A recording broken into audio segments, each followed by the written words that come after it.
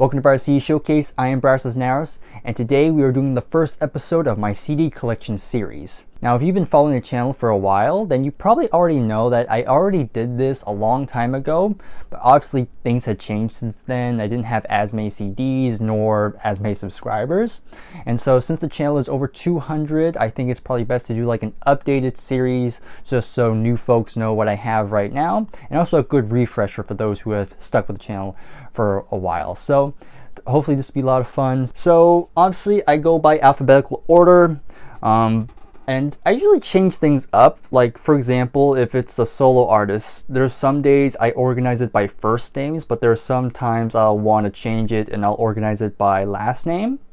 So for this series I went by last name. So obviously for like Kate Bush, for example, like she'll be in the B's rather than the K's. That's just how I decided to go with it this time around. But you know, again, I'll change it up every once in a while just to keep things fresh. All right, so I am on a swivel chair, so make sure you leave a like on the video. Every like is a prayer that I don't fall off and die. So let's go ahead, let's start now. So obviously we're gonna start all the way over here in the A's. So the first one I'm gonna be showing is ABBA with ABBA Gold. Again, probably the essential ABBA collection. I don't own any of their albums, but I hope maybe in sometime in the future. And I won't go too in depth on all these because again, it's a lot, so I don't want to make this video too long. I'll only like give like insightful commentary if it warrants it. So next up, we're going with Paula Abdul. Okay, just keep moving. Then up next, we just have quite a bit of AC/DC. We have High Voltage, which you probably recall I did a video where I talked about debut albums. I purposely didn't talk about this one, mainly because I don't know where to classify it. Obviously for us in the States, this is the first album, but I know in Australia they released 3 albums prior, so not sure if I want to include it. Maybe in the future I'll include Let the Beat Rock, Highway to Hell, Back in Black, of course, Look at the Switch, very underrated album in my opinion, The Razor's Edge, and finally their latest album, Power Up, very strong album. Okay, let's put these back. Okay, next up we have Accept, Restless and Wild, and Balls to the Wall. Great German metal. This one is recent, Ace of Base. If you saw my last video or the last couple videos, then you probably already know my thoughts on it. Bryan Adams, just a very short one. There's only 12 songs in it, but it's probably all I'll need from him. Okay, next up we have some Aerosmith. We have their debut. Just get a couple out. Get Your Wings, Toys in the Attic,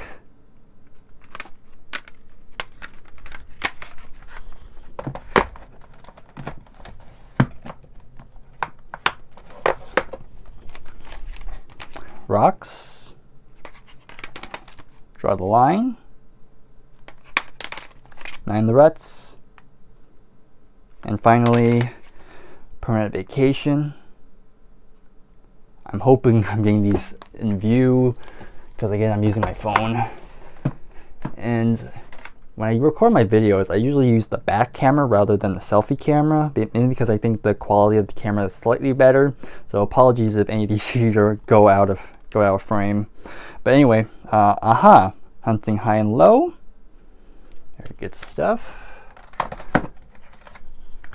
Alan Parsons Project, Eye in the Sky.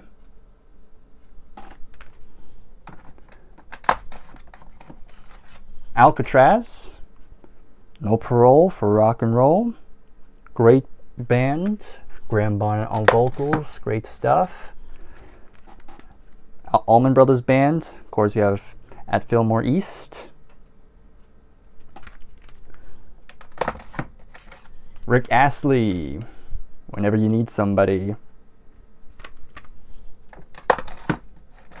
Atlantic Star. This one, All in the Name of Love. And we're moving up.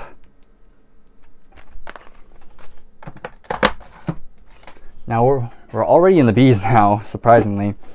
So we have Baby Metal. Very odd band. Just a bunch of J-pop or Japanese pop and heavy metal. Interesting combination. Not the hugest fan of it, but there's some decent songs in there. Backstreet Boys, Millennium. And I have this Bad Company Greatest Hits. This is 10 from 6. You're probably familiar with this one. A good starter if you want to get into Bad Company, but we'll get some more Bad Company later. I'll explain why later when we get to like probably part 2. Anita Baker, Rapture. We have 2 albums by the band so far. Music from Big Pink. And of course the self-titled or the Brown album. Of course we got Summer in Paradise by the Beach Boys.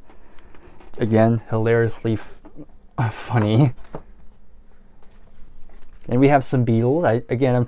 I'm still trying to get every Beatles album. So we have Help. This one's the most recent edition, Rubber Soul. Sgt. Pepper's Lonely Hearts Club Band. Essential. And then I have this like very early issue of the White Album. So it's done on 2 separate jewel cases. I'm pretty sure people don't do this anymore, but it's interesting to have. I definitely hope to get a much better quality version, a more updated remaster of it, but these are fine for now. Make sure these are in the right order. Now, I, like most people, have this in this particular order, so even though Lead B is technically the last one released, personally I think Abbey Road is the true finale to the band. So I usually have Let It Be before Abbey Road. And then finally for the Beatles we have One. This is a great compilation. A lot of great songs here. Now, this is a soundtrack, and you know, it's technically not a studio album by this band, but because the songs on here are so synonymous with this film, I might as well make it a Bee Gees album. So Saturday Night Fever. So again, it's technically not a Bee Gees album, but I include them. And of course, we have, what is this one called? Spirits Having Flown. Spirits Having Flown. And I have this Bee Gees Greatest Hits. It's on 2 discs. Pat Benatar, Live from Earth.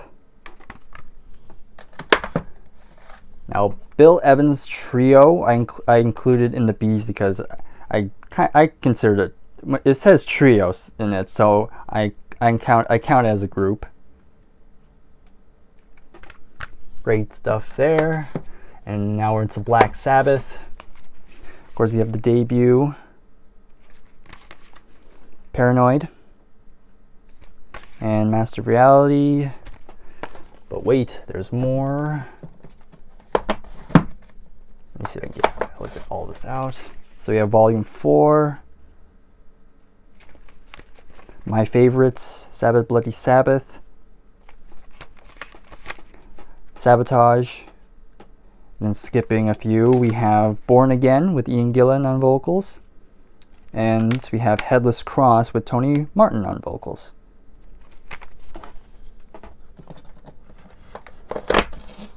Alright, next up we're going to Blue Oyster Cult.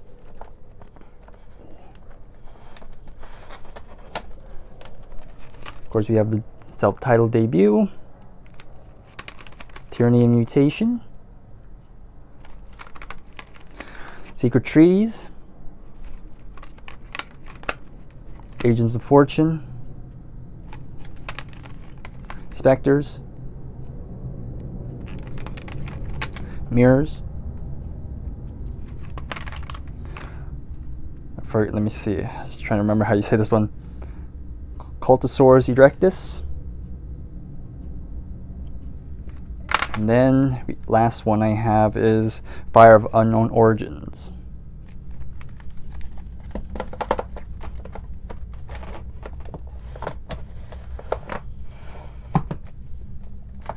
Michael Bolton. The only one I have of him. Bon Jovi, Slippery When Wet. Probably will be the only Bon Jovi album I'll own. Of course, we have Boston. And what collection does not have Boston? So now we're moving to David Bowie. Of course, we have Hunky Dory.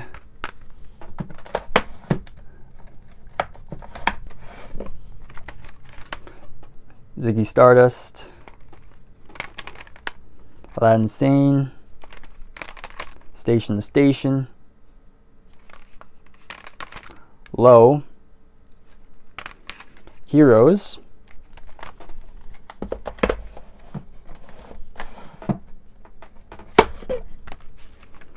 Scary Monsters and Super Creeps. Black Star. And I have this Greatest Hits. Alright, now we're moving to Kate Bush. Again, album ranking coming soon. I've shown these before, but so I'll try to make these quick. Of course, we have The Kick Inside with that very cheesy cover. Lionheart. Never Forever. The Dreaming. Hounds of Love. The Sensual World. The Red Shoes. Ariel. And 50 Words for Snow. Alright, we're definitely over halfway done with this shelf. And last thing I have of Kate Bush is this Greatest Hits, which I don't know if it's just my copy, but the mixing on there is very quiet. You really have to turn it up to hear anything. Alright, so I'm gonna rotate now. Again, hopefully I don't fall. Did you like the video yet? Anyway, here we go. So let's go ahead. Let's get the rest of these. So we have the Byrds. We have their debut, Mr. Tambourine Man. And then their second one, which is Turn, Turn, Turn. Okay, got Camel. You have Mirage and Moon Madness.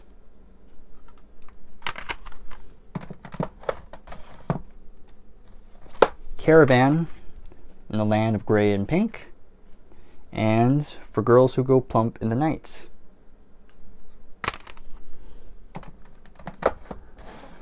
Okay, got a couple Belinda Carlisle albums. There is one not up here. Again, I'll get to that when we get there, but we have Runaway Horses. And then we have Live Your Life, Be Free. I think I said it wrong. Live Your Life, Be Free. There you go. You have some Carpenters. So I have this one. This was actually in my grandma's collection. My grandma had a couple CDs, but nothing too big. But I found it in the shuffle, so I was like, I'll take it. And this was a posthumous album. This was released after Karen's death. And then I also have this Greatest Hits 2 CD pack. If there's 2 CDs in your Greatest Hits, it'll probably be a good compilation.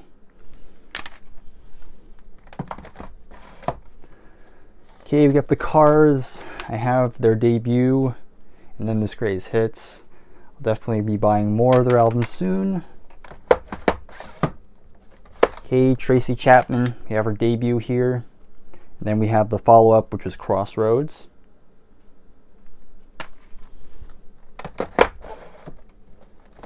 We have some Cheap Trick next. You have the debut. See, we have Heaven Tonight, Dream Police,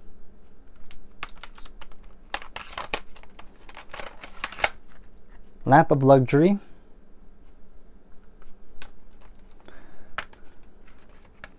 and then finally I have this Greatest Hits, which I've talked about before, but stay away from this one. These compilations suck. And yet I still have it.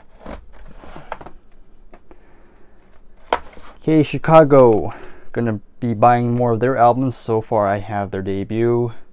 And then I have this Greatest Hits. Again, 2 CD pack, so always a good one.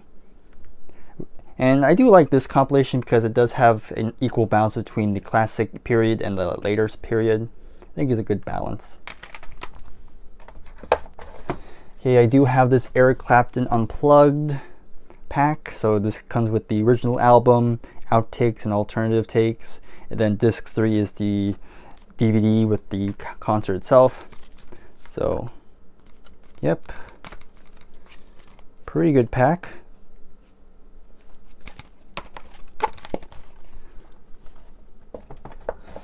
It is very hot, by the way. Please excuse if I sound a little delirious. But up next we have Gene Clark. No Other. Great album. The Clash. London Calling. Another classic album.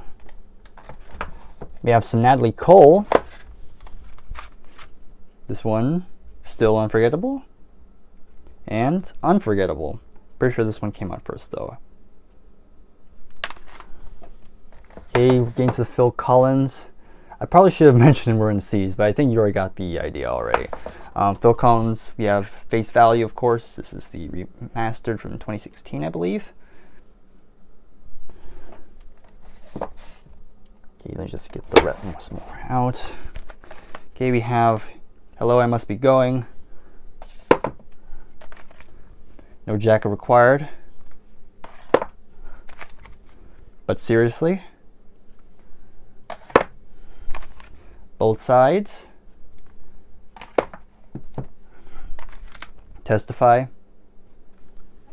And let me get these two out. We have Tarzan soundtrack. I included in the Phil Collins catalog because, you know, Phil Collins was heavily involved in this.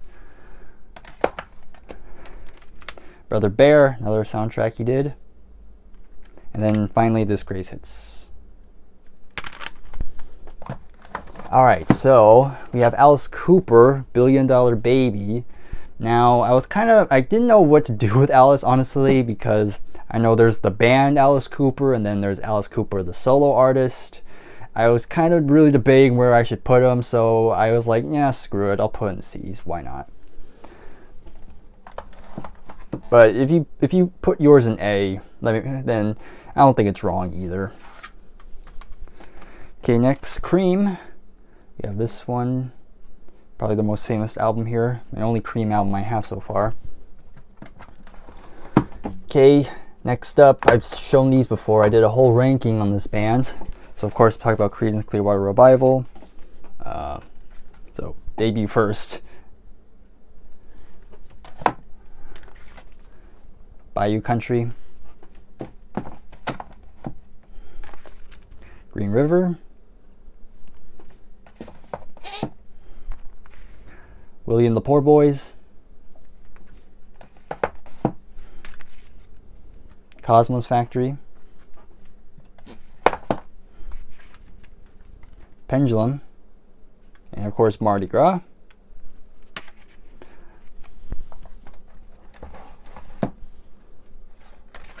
We have some Crosby, Stills and Nash. We have the debut. And then we have Deja Vu, when they were called Crosby, Stills, Nash and Young.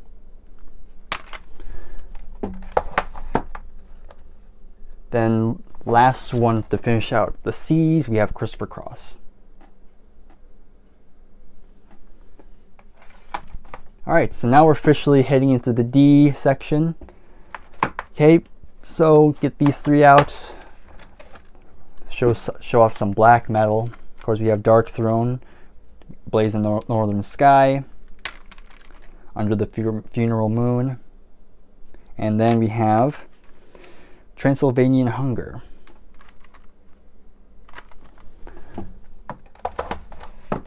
Now we have Daughtry, Leave This Town.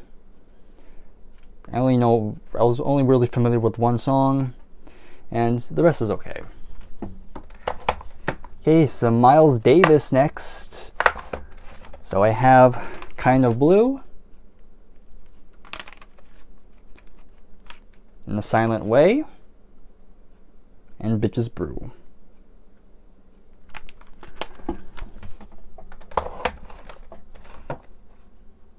Okay, and then we have some Taylor Dane.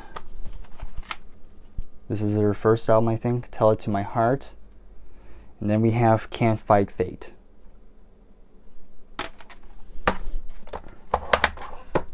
Alright, now we're heading to some Deep Purple. Let me get these three first. So of course we're starting with their first three albums with Rod Evans on vocals. So we have the debut, Shades of Deep Purple. The second one, The Book of Taliesin. And then finally we have the self-titled album. Pretty good for what they are. Alright, so now we get to when Ian joined the band. Ian Gillan, of course. We have In Rock, Fireball, and Machine Head. Then I also have Made in Japan. Obviously had to get this one if you're a Deep Purple fan. And then I have this one with the Mark III lineup, so with David Coverdale and Glenn Hughes in the band.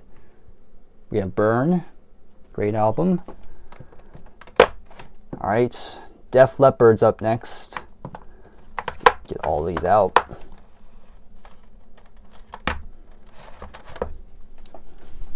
Okay, we have On Through the Night, High and Dry, Pyromania, Hysteria, and Adrenalize. And this will probably be all the Def Leppard I'll ever buy, because honestly I'm not too impressed with anything afterwards. Even their latest album, which I heard some songs from it, didn't really do anything for me.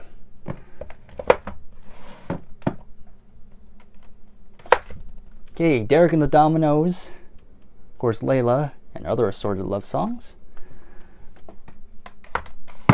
Dennis DeYoung with his first solo album, Desert Moon. Love the title track. A Neil Diamond compilation. It's a pretty good one. And then we just have a couple more to go. Dio. Of course, this is Ron James Dio's band. And of course this is Holy Diver. And to finish this out, we're finishing off with some Celine Dion. We have Let's Talk About Love.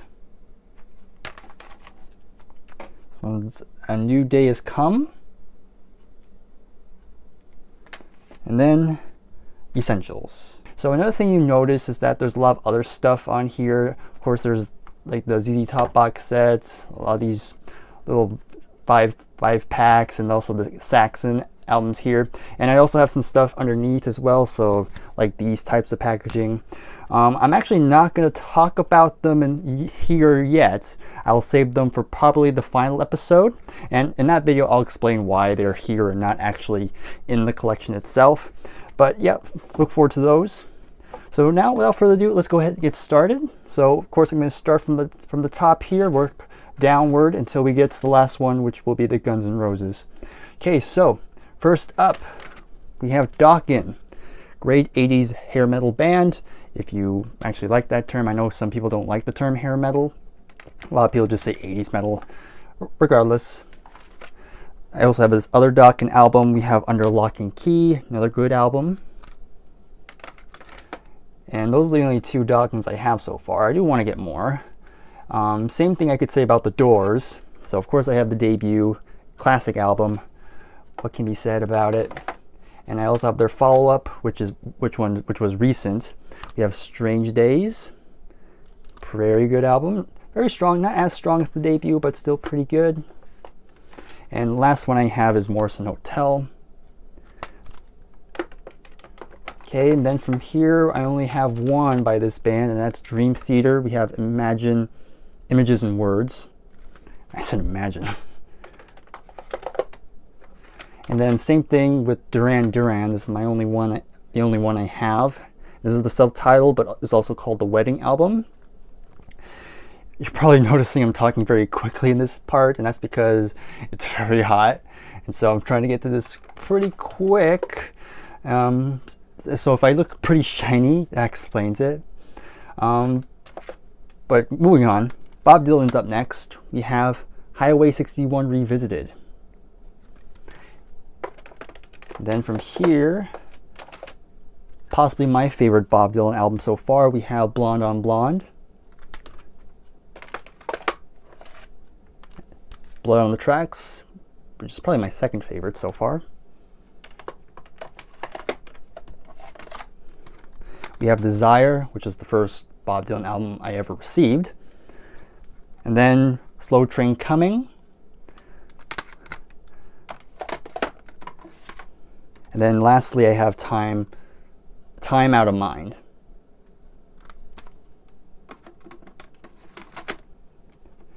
Okay, and now we're going to the Eagles, and I have 4 by them. We have Desperado. Great album. Same as this one, which is their monster big seller, Hotel California. The Long Run. Kind of a disappointment in terms of following up Hotel California, but I think there's still some strong songs on it. Then lastly, this was a used copy at a thrift store. We have Long Road Out of Eden, which a lot of Eagles fans say it's not very good. I mean, there's a couple of decent songs on here, but it's definitely one I don't really listen to very often. Then I have a greatest hits. We have Earth, Wind and Fire. Very good compilation. There's 17 songs on here.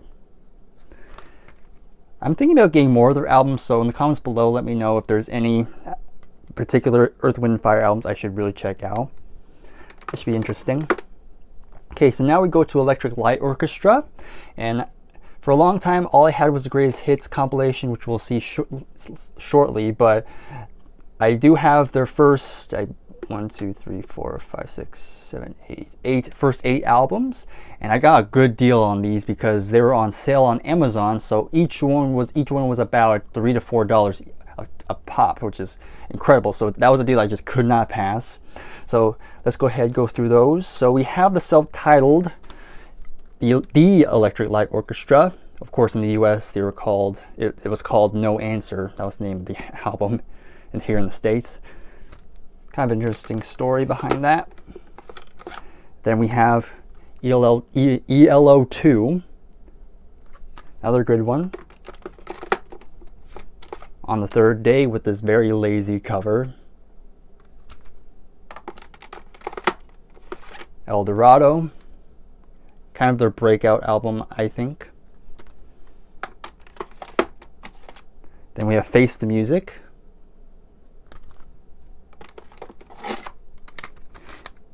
And A New World Record. So now we're going to this column now. Out of the Blue. Classic.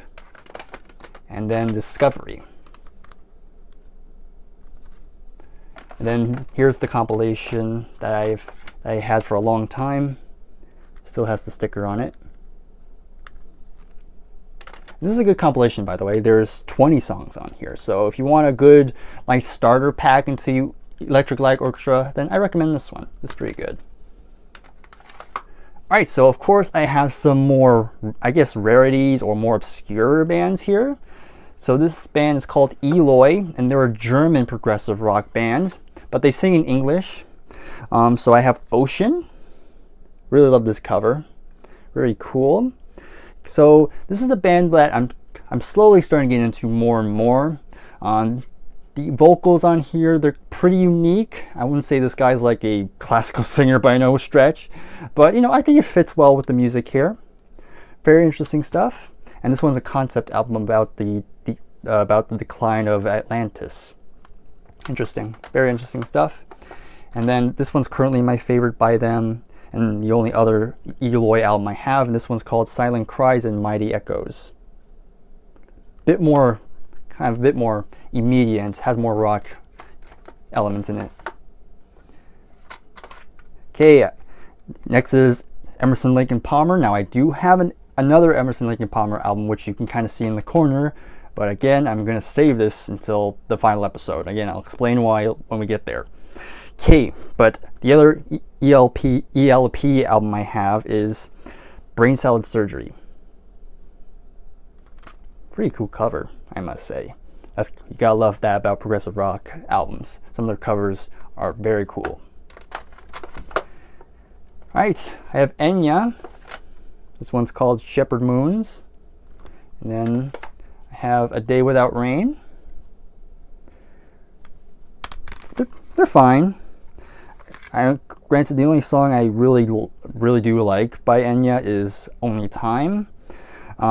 Everything else it sounds good, but definitely not music I would particularly go back to on a regular basis. But maybe in certain moods, then maybe they're just fine. Alright, we have one Eurythmics album, and that's of course this Sweet Dreams Are Made of This, probably their most commercially successful album. Now we have more black metal. This one is by a band called Fear of Eternity, and this album is called Spirit of Sorrow. This is a more ambient album, so it has black metal vocals, but it has more keyboards in it. Not a whole lot of guitar, if I'm not mistaken. It's been a while since I've heard it, but last time I listened to it, I enjoyed it. So if you're into more ambient, but want to start getting some black metal, then this is probably a nice little starter, I guess, to kind of just ease your way into the genre. But may still not click. That's a given. Okay, anyway, Fleetwood Mac. I have quite a bit by them. So this is probably the, I guess, earliest album by them. So this is during the Bob Welch era. This one's called Bare Trees. Great album. Very impressed by this. And then, of course, we have the self-titled from 1975, where Buckingham and Nicks first joined. And of course, every collection, if you're a music fan, you gotta have Rumors. Gotta have it. And the other one I have is Tango in the Night.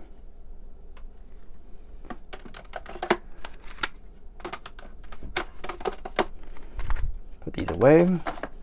Okay, another compilation, Flock of Seagulls. I can't talk. This is the heat. I love Iran, and I also love Space Age Love Song. Those are great songs. Everything else is pretty good. Again, this is probably all you'll need by a Flock of Seagulls. And then we have a soundtrack. Now, when it comes to soundtrack albums, I usually, especially for one-offs, like in part one, I had like Tarzan and Brother Bear, but since those were mainly done by Phil Collins, I kind of include him in his discography. But with movies that don't really have like a main person to them, then I'll just put them in based on the title of the movie. So we're talking about Footloose. Of course you have Kevin Bacon here on the cover, and yeah, I got this at a used store as well. So of course it has the title track by Kenny Loggins. Holding Out for a Hero by Bonnie Tyler. Then you have Never, which is the final song on here, which is a very good song. Then there's other songs in here. Let me see who else is here. You have another Kenny Loggins song with I'm Free. And then Sammy Hagar's on here with The Girl Gets Around. And those are probably all the other names I recognize here. But yeah, might as well. Okay, Foreigner. I only have 3 so far. So I have the self-titled debut, Double Vision, and then 4. I'm trying to get Head Games, but that's kind of hard to get for some reason. And now we get to a live album. We have Frampton Comes Alive. Great live album, classic. Another greatest hits. We have The Best of Frankie Valli and the Four Seasons. Good compilation. It has 20 songs. Probably all you'll need, maybe. Yeah, I dig it. All right, now we're entering the G's. Okay, we're almost done with part 2. So first up, we have Peter Gabriel. So we have his self-titled debut. Well, his debut. He has like 4 albums called Peter Gabriel, but this is particularly the one that many people call Car, because he's in a car, and still has one of the worst packaging decisions ever, because there's no place to put the booklet. It kind of just hangs out in here. You just gotta pray you don't lose it. Kind of stupid, but whatever. Then I also have his 3rd album, which is also called Melt, because his face is melting. And of course I have So as well. Then we move up here. We have Us. And then finally by Peter Gabriel we have Up. Alright, and now we're entering Genesis. Now, I've made plenty of videos about Genesis. I did a ranking video and I did a favorite songs on each album video.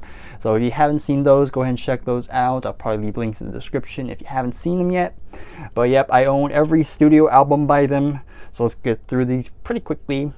Again, I won't go too in depth here, but of course you have the debut from Genesis to Revelation.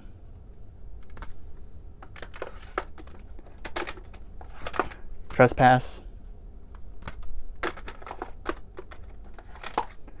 Nursery Crime. The first one with Steve Hackett and Phil Collins. My favorite one, Foxtrot. I guess I spoiled it for that ranking video. You have the live album, Genesis Live, which I put between Foxtrot and Selling by the Pound, because that was kind of that time period. Of course, I already mentioned it, but of course, here's Selling England by the Pound. Lamb Lies Down on Broadway. Trick of the Tail. The first one with Phil Collins on lead vocals. Love this album. Of course, we have Wind and Wuthering as well. And then there were 3, so Steve Haggett's out of the band, so now they're just a trio. So we have Phil Collins, Mike Rutherford, and Tony Banks.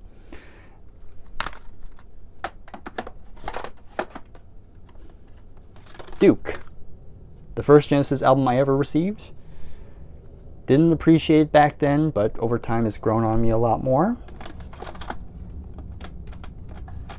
ABBA. Then we have Shapes, or just Genesis.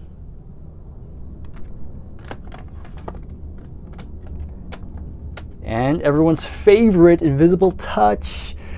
Yes, it's in my top 10. Deal with it. And then We Can't Dance. And then finally, we have Calling All Stations. Funny enough, I think this one's slowly starting to get more of more recognition, because, you know, I get some people commenting on my Genesis videos saying that this one's kind of overlooked. And, you know, fair enough. Again, maybe one day I'll really take a much deeper dive into it. But, you know, we'll see what happens. I tried to listen to it again not that long ago, but still hasn't clicked for me yet. But maybe someday. Maybe someday. Alright, we're almost done here. Just a few more to go. So now let's go to Gentle Giants. I only have 2 so far, but I definitely want to get more. But again, they're hard to come by for some reason. So we have Acquiring the Taste with this very bizarre album cover. What is he licking? Did you say Giant Peach? You're correct. I made that joke already. Moving on. Octopus. The first one I bought. Very good stuff. I mean, this is like prog rock to the max. I mean, that's really what you can describe Gentle Giant as a whole. Okay, Go-Go's, Beauty and the Beat. Very good stuff. Like me some good Go-Go's. Okay, I only have one Grand Funk Railroad album, and that's, of course, Grand Funk or just the Red album. Again, this is a band where I've been meaning to really take a deep dive into them, but I never do. I have no idea why. I enjoyed it. I mean, the bass work on this album in particular is just off the chain because it's so high in the mix, you can hear it. But for some reason, I haven't gone beyond this one. I don't know. But someday, I can say that. I've been saying that for a lot of bands, but you know, I'm still young. There's still tons of time. We'll see. Okay, Greta Van Fleet. This is their EP from the Fires. Love them or hate them, I think they're pretty good. They definitely have talent. Do they sound like Led Zeppelin? Yeah, you can hear it. But it doesn't really bother me, honestly. And then finally, to close off this part, we have Guns N' Roses' Appetite for Destruction, of course, a classic album. Okay, one of the greatest debuts ever. First up, we have Use Your Illusion 1. And while we're here, Use Your Illusion 2. Obviously, I think the number 1 is obviously the better one of the two. That's just me. Then the last I have of Guns N' Roses is this Greatest Hits. This is actually the earliest CD I have in my collection. This is back when my mom used to buy me CDs, so thank you, Mom. So now we move to H. So first up, we have my only Steve Hackett solo album. So I believe this is his third, I think.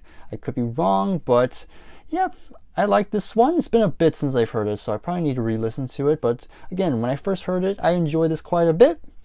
So again, in the comments below, let me know if there's other albums I should check out. I know he has some other very well-known albums. So again, keep putting those in the comments, and I will put them on lists, and I will check them out at some point. There's just so much music out there to fucking look into. So little time. Well, I'm still young. So anyhow, let's keep moving. So this is another compilation. So we have the very best of Hall & Oates. I dig them. A lot of great songs. After that, we have Herbie Hancock next with Future Shock.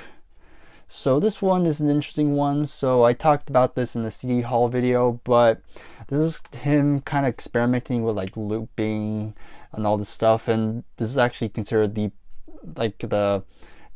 groundwork for what hip hop would do later on. This is like 83, so definitely before when hip hop was starting to become a big thing. So very interesting stuff. I just wanted it because I want to have some Herbie Hancock in my collection. This is probably not a good starter for him, but again, in the comments below, let me know some other albums that's worth looking into. There we go. So now we move on to Heart. We have Dreamboat Annie. Great album. Then we have Little Queen. Has Barracuda on it. Then we take a giant leap forward to the 80s. So we have the self-titled album. I mean, I like their 80s albums. I kind of grew up listening to it. So I have a soft spot for it. I know some people, and even the band themselves for that matter, aren't really fond of this period. But, they did some great songs. So we have Bad Animals. Of course, it has Alone on it. Great song. Okay, my only Jimi Hendrix album. We have Electric Ladyland. I definitely need to get the other two at some point, but I got this one because there's a lot of songs on here. So it's a good album. I really enjoy it. And then here we have another movie soundtrack. So again, for this particular one, there's no main person behind it. So like I said, like in Tarzan, we had Phil Collins, and then Lion King, we had Elton John. This one didn't really have it. This is another Disney movie, by the way. So we have Hercules. So again, great film. Watched it a bunch when I was growing up. Great stuff. Especially, I actually first saw it in 6th grade when we were talking about like Greek gods and all that. And of course, we played this movie. Of course, this is very inaccurate to the actual tale, but you know, it's Disney. That's something you expect. Okay, this is an interesting one. So the band's called Hiroshima. This is their album East. It's very interesting. It's basically jazz, but has a lot of 80s production to it. I'm not sure how many people even heard of this one. So let me know your thoughts on this album. To me, it's okay. It's interesting, but not something I kind of would go back to on a regular basis. But you know, who knows? Alright, so then we get to one of my favorite female singers, and that is Whitney Houston. Here's her self-titled debut. Great voice. What can be said? What is there that has not been said about her?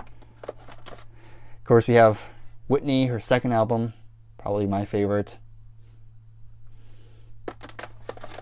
Then I have this one. I think this is her fourth one. My Love Is Your Love. And great voice, great songs. Alright, so we switch over to the eyes now. So we have Billy Idol. Probably should have replaced this before filming, but you know, it's whatever. We have Billy Idol, Rebel Yell. It's my only one, like I probably already said, but you know, it's probably still hot, so forgive me if I lose my train of thought. But again, he had some good hits. I dig it. Alright, so far we've had at least one black metal album in all these episodes. That's probably going to change soon, but you know. We have Immortal with their album At the Heart of Winter. Great album. I was really impressed when I heard this one. This is probably my favorite black metal album I've heard so far. Again, very good stuff. Has a lot of thrash elements in it too. And also, again, great album cover. Very cool. So, awesome.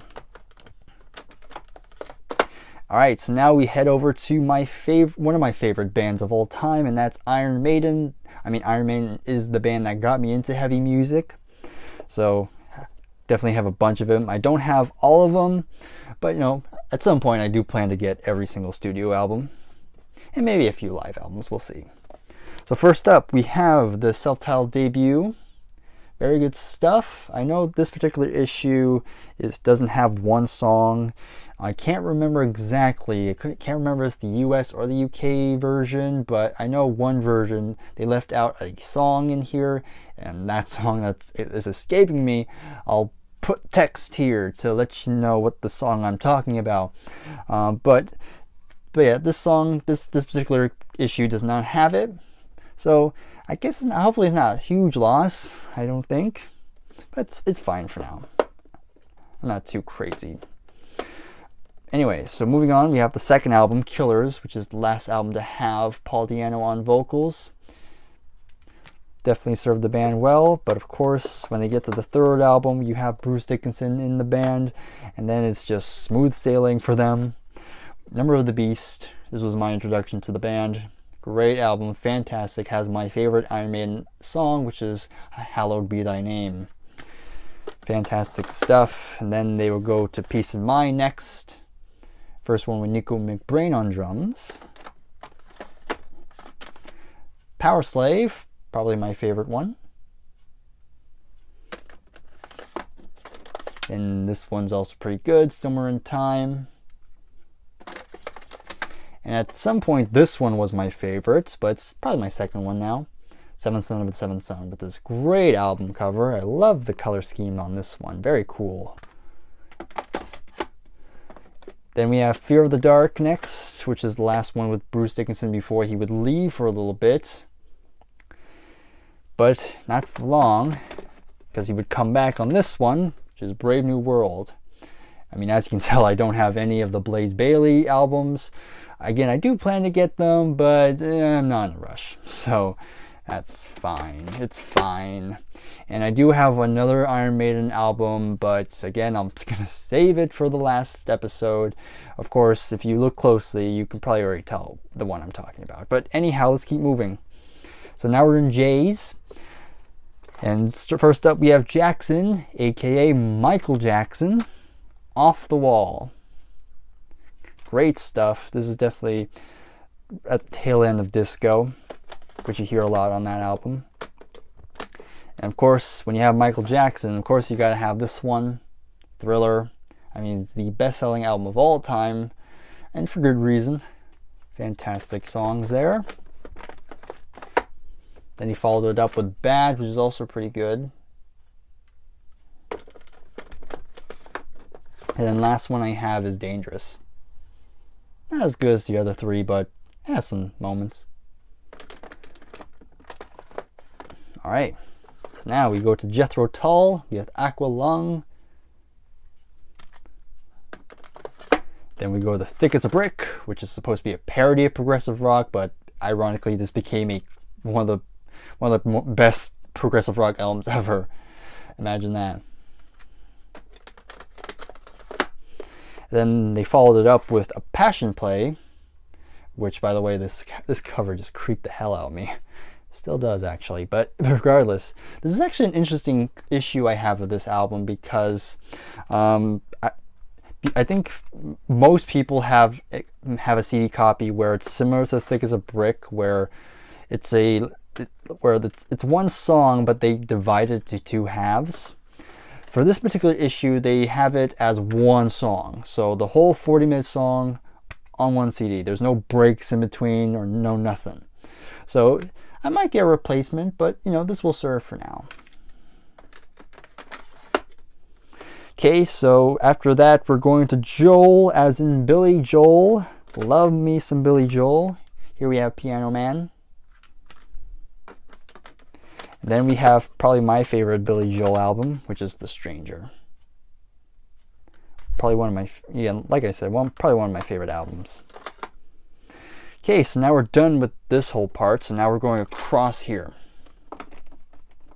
So we have the 52nd Street. Very strong follow-up to The Stranger. Then last one I have is Stormfront. Not as good, but you know, it has we didn't start the fire on it, so it has that going for it. Alright, so then we go to John, as in Elton John, and I have quite a bit from him. First one I have is the self-titled I almost said the debut, but the self-titled sophomore album. This is his second album, not the first. I nearly made that mistake. Okay, from here we have Tumbleweed Connection, which has pretty much become one of, if not my all-time favorite. Again, I didn't know any of the songs on this album, but after listening to it, like, it really just like shot up to probably top 3. So great stuff, great stuff. I highly recommend you to check this out if you haven't. Then we have Madman Across the Water.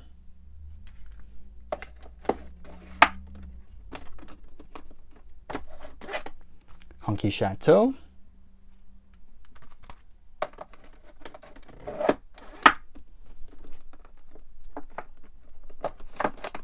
Don't Shoot Me, I'm Only the Piano Player. And of course, when you're talking about Elton John, you gotta have this one. I mean, what's there to say? I mean, title says it all. Then we have the follow-up to it, which is Caribou, or Caribou. I think I've heard people say it either way. Pretty good album, not as strong, obviously not as strong as Goodbye Yellow Brick Road for many reasons, but it has some good songs, and probably the most underrated song on here is Ticking. That's a great closing track. Very good character piece. Okay, we have Captain Fantastic and the Brown Dirt Cowboy. And I did replace the case on it because before this was very damaged. I don't think I had this when I did my original, but I'm pretty sure at some point I might have shown what it looked like before, because it looked terrible. Actually, I might actually still have some footage of it, so I'll probably put what it looked like before. It was definitely in very poor state. So that's the American Postal Service for you. I know I make that joke, and I know that that's not always the case, but you know, it's become like a running gag at this point, so I might as well roll with it. But again, I'm just joking at the end of the day. Okay, we have The One, which is one of his 90s albums, which is actually pretty good. Again, the last song, which is ironically called The Last Song, is actually a very beautiful song. Definitely a song about the AIDS crisis at the time. Very, very moving. Then, again, I included this in the Elton John camp because he was very involved in the soundtrack, and that is The Lion King. I mean, what's there to say? I mean, Lion King's one of Disney's best films. I wouldn't argue with it. Okay, and this is an interesting one. So this is a CD version of the single, which has the 1997 version of Candle in the Wind, which is, of course, about Princess Diana. So very interesting. I got this at a thrift store, so got this for collecting purposes. Okay, from here we have another soundtrack he was involved in. We have The Road to El Dorado, which is a DreamWorks film movie, and a very good one at that. And on the back, you see there he is on the back.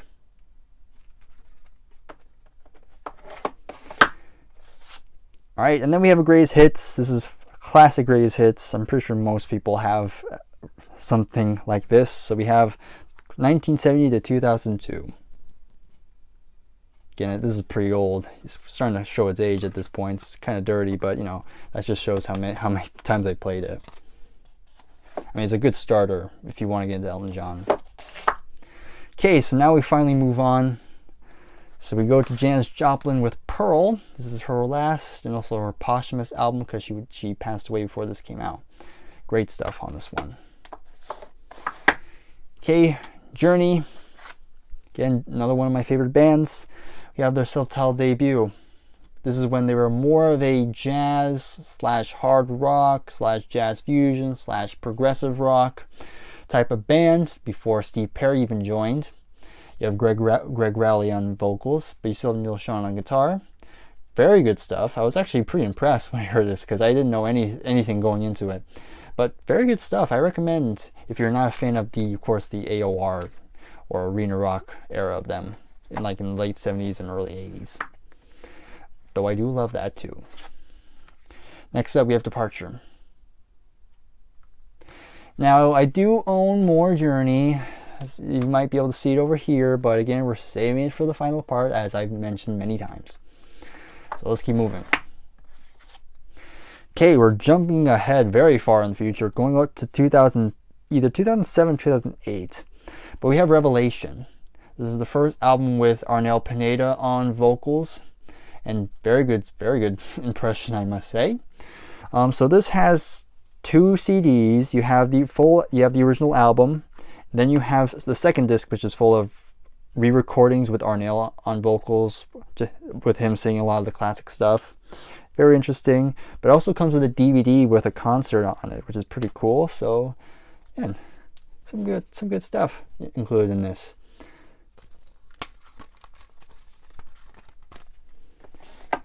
And I don't have the other album that Arnel sang on, which is called Eclipse. I do hope to get that soon, but I do have their latest album, which is Freedom, which is a very good album, very strong, a lot of strong songwriting here. Again, I really enjoyed this one a lot. Then last thing I have a Journey, which is this Greatest Hits. A good starter pack. Has 16 songs, not bad. Alright, so now we're done here. So now we're going to talk about these remaining four, and then we'll call it here for tonight. Okay, next up we're talking about Joy Division. Again, even though they only released 2 albums, they've become another one of my favorite bands of all time. So here we have not their self-titled, but their debut album, which is called Unknown Pleasures. Again, iconic album cover. I mean, so much things to like. I like the production, so unique. Bass playing by Peter Hook is just very, very cool. It's simple but very effective. And of course, Ian Curtis has great vocals, and also his lyrics are also very captivating as well. So again, great album. Absolutely adore this one. And then we have the follow-up, which is Closer, which of course this was the last album that came out. So yeah, pretty much before the album actually came out, Ian would take his own life, which is very sad. But again, he left behind like two very classic albums in my opinion. If you're not familiar with them, obviously start with this one because this is a bit more easier to digest than this one, because this one's a bit more out there in terms of production, but it's very much a grower. It took me a bit to actually appreciate it, but great stuff on here as well. So yeah, Joy Division, love them. Put those down here for now. So then, to finish this out, we're going to talk about two albums by another one of my favorite bands of all time, and that, of course, is Judas Priest. So first up, we have their debut album, which is Rock-a-Rolla. Rock-a-Rolla. And actually, this poster actually came with this, so that's pretty cool. So yeah, this is their debut. And obviously, like most Judas Priest fans know, they haven't really found their sound yet. They're very much in that blues rock vein, and Rob Halford hasn't really found that classic voice that we know him for. He does have his moments, but overall, it's a decent first album. But you know, nothing to write home about. Very much of the time. So yeah, it's decent. I don't mind it. But of course, this is one where the second album pretty much surpassed the debut. You have Sad Wings of Destiny with this very cool cover on here, and you know, the songs just really just like from when they released this and they went to this, they just had a complete glow up, because from here on out they were pretty much found that sound. So you have Victim of Changes, The Ripper, Dreamer Deceiver and Just Deceiver, Genocide, Islands of Domination, just very awesome album. Of course, Rob Halford just screaming his head off on this one, which is amazing. So yeah, great album. Let's do this. So the first one I'll be showing is Sin After Sin. Great album. Great stuff in there. Has the final song, Dissonant Aggressor, is a killer song. Very heavy. Okay, and then after that I have Stained Class, which is probably my favorite Judas Priest album if I'm going to be honest. But it comes close. We'll get to the second place in a bit.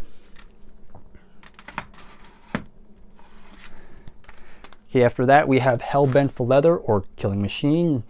I know in the UK it was called Killing Machine. They changed it here in the States, because I think there was a school shooting around the time. Time has not changed, hasn't it? Okay, British Steel. This is actually the first Judas Priest album I heard, and this was kind of the stepping stone of what helped me get into heavy metal, because I tried with Metallica and that didn't really go well, but I got to this one and I was like, okay, I actually kind of like this. So this was definitely a good stepping stone for my progression. So good stuff. Then we have Point of Entry. This is a different cover. I think this is the original cover. The original cover was I think it was like an airplane or shot. This is a shot looking outside of an airplane, I think. But yeah, I think I kind of like this one better. It kind of fits the vibe, I think. And this is the one that kind of goes in second place with my favorite Judas Priest album, and that's Screaming for Vengeance. Just incredible stuff. Then we have Defenders of the Faith, another very strong album. Then we have Turbo. Yeah, not one of my favorites, but you know, the title track is pretty good. I mean, I'm using title track kind of loosely. It's called Turbo, but the song in question I'm talking about is Turbo Lover. Close enough. And then I have Painkiller. Okay, another great album. And then the last Judas Priest album I own is their latest one, which is Firepower. Very strong album. Bands sound great on this. Very heavy. Yeah, love this one. I know they're making another one soon, so looking forward to that one when that comes out. And we're officially done with J. And now we're going to move on to K. So, starting off, we have Kansas. Here's the debut. Great album cover, I think. I love the historical, how you say, historical context to it. You know, it's a Civil War mural of John Brown. Very good. I mean, if you're into history, then it kind of scratches that itch, I guess. That's probably a horrible way of describing it, but I digress. Moving on. We have Song for America. Great follow-up. I think I like it better than the debut, but yeah, great one. Title track is phenomenal. Then we have Mask, or Mosque. Great stuff here as well. But of course, when you're talking about Kansas, you gotta talk about this one. Left Overture. Classic album. Same with this one, Point of No Return.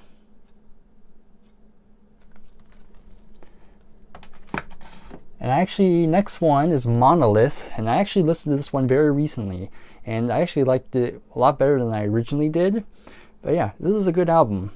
I recommend it. And that's all the Kansas I have, but we're still in K. So King, as in Carole King. We have Tapestry. The only Carole King album I have, and this is probably one of her best known albums. Great album. I really love this one. She sounds great. The music itself is very good. Yeah, great stuff. Okay, King Crimson next. I don't have a whole lot.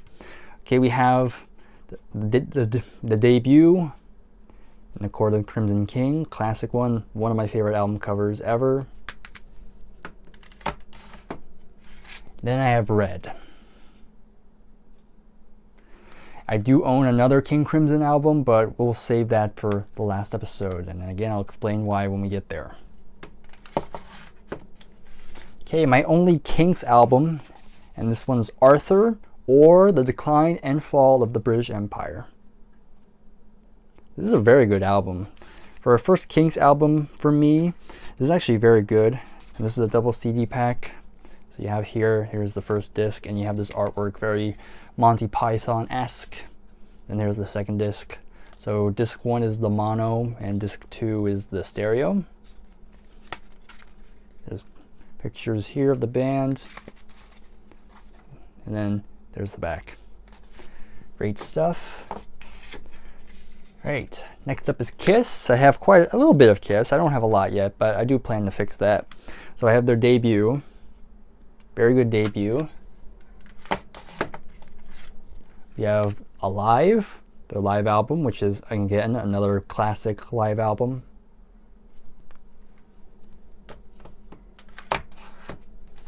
And then Destroyer. Yep. All right, Led Zeppelin. Now, this is going to be the only Led Zeppelin I show here, but again, like I said, I do own more Led Zeppelin, but we'll get to those in part, I guess, 7. This is probably going to be a 7-part series, I'm assuming, but we have Led Zeppelin 2, and has the little error on the back where the track listing it shows is for Led Zeppelin 3, which is kind of weird, but you know, I'll keep it anyway. It'll serve. Okay, next. This is a band I'm sure not many people will know, but the band is called Like a Storm, and this is their latest album, Okura, or Okura. Not sure how you say it. So this is a New Zealand band, and they're a rock band, but they incorporate a didgeridoo into their sound, which is pretty interesting. You definitely hear it on a lot of the songs, and I enjoy this one. I definitely need to listen to it again, but based on the first listen, I quite enjoyed it quite a bit, so I think it's worth checking out if you're interested. Okay, Linkin Park. I actually do like some Linkin Park. There's their debut, which is called Hybrid Theory. Then I have their second album, which is Meteora. This is probably my favorite Linkin Park album. Great stuff. Rest in peace, Chester Bennington. And those are the only 2 Linkin Park albums I own. Okay, next we have one Lynyrd Skynyrd, and that's the debut. This is another band I definitely need to get more of their albums. Definitely need to explore them more, but this is a good album regardless. Okay, we're already in the M's. So the first one is Madonna. This is my only one. This is Like a Prayer. Very good album. Very fun. I enjoy a bit of Madonna. I like some of her stuff. Okay, Mamas and the Papas. If you can believe your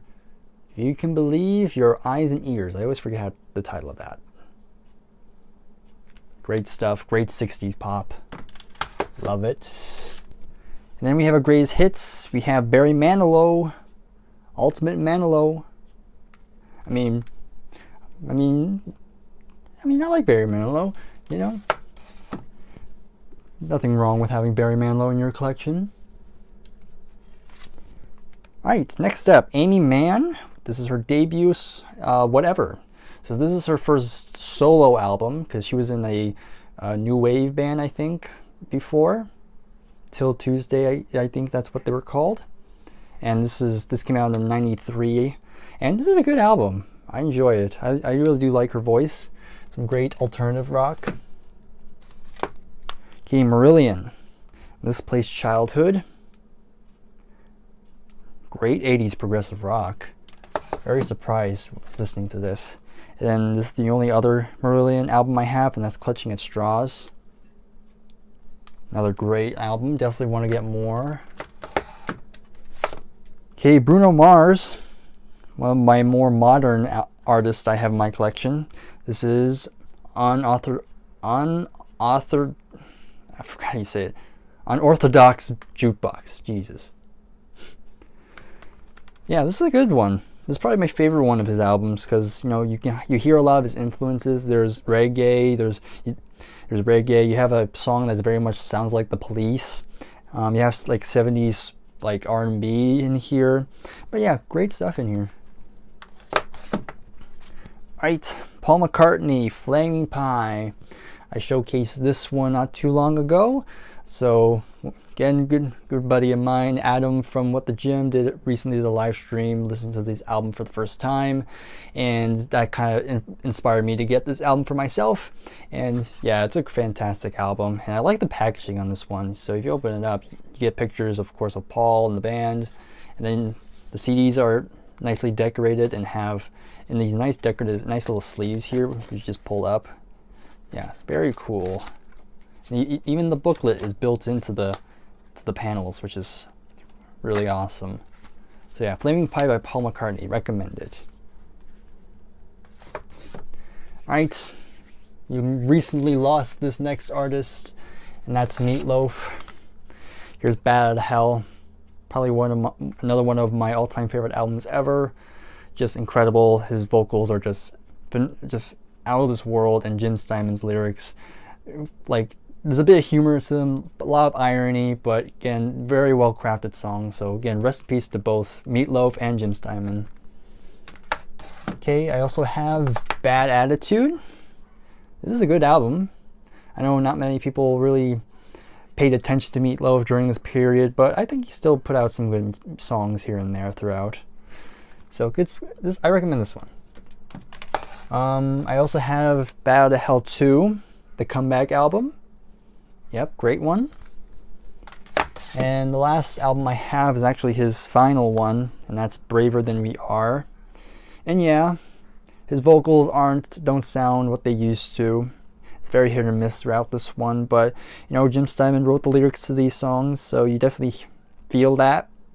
Probably the best song on here is Going All the Way, a song in 6 movements, which features Ellen Foley and Carla DeVito, which of course were part of Meatloaf's like backing band at the time and back in the day.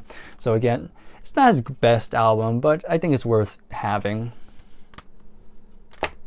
And then last I have a Meatloaf is his very crappy greatest hits. Do not get this one. This one sucks. The track listing is awful and has a couple like bad live renditions of songs on here. Don't get this one. Alright, rant over. Now let's go on to Megadeth. Here I have Peace Sells, But Who's Buying? This was my first Megadeth album. Great stuff. Then I have Rust in Peace, another fantastic album. Very heavy, it's thrash metal at its finest. Then we have Countdown to Extinction.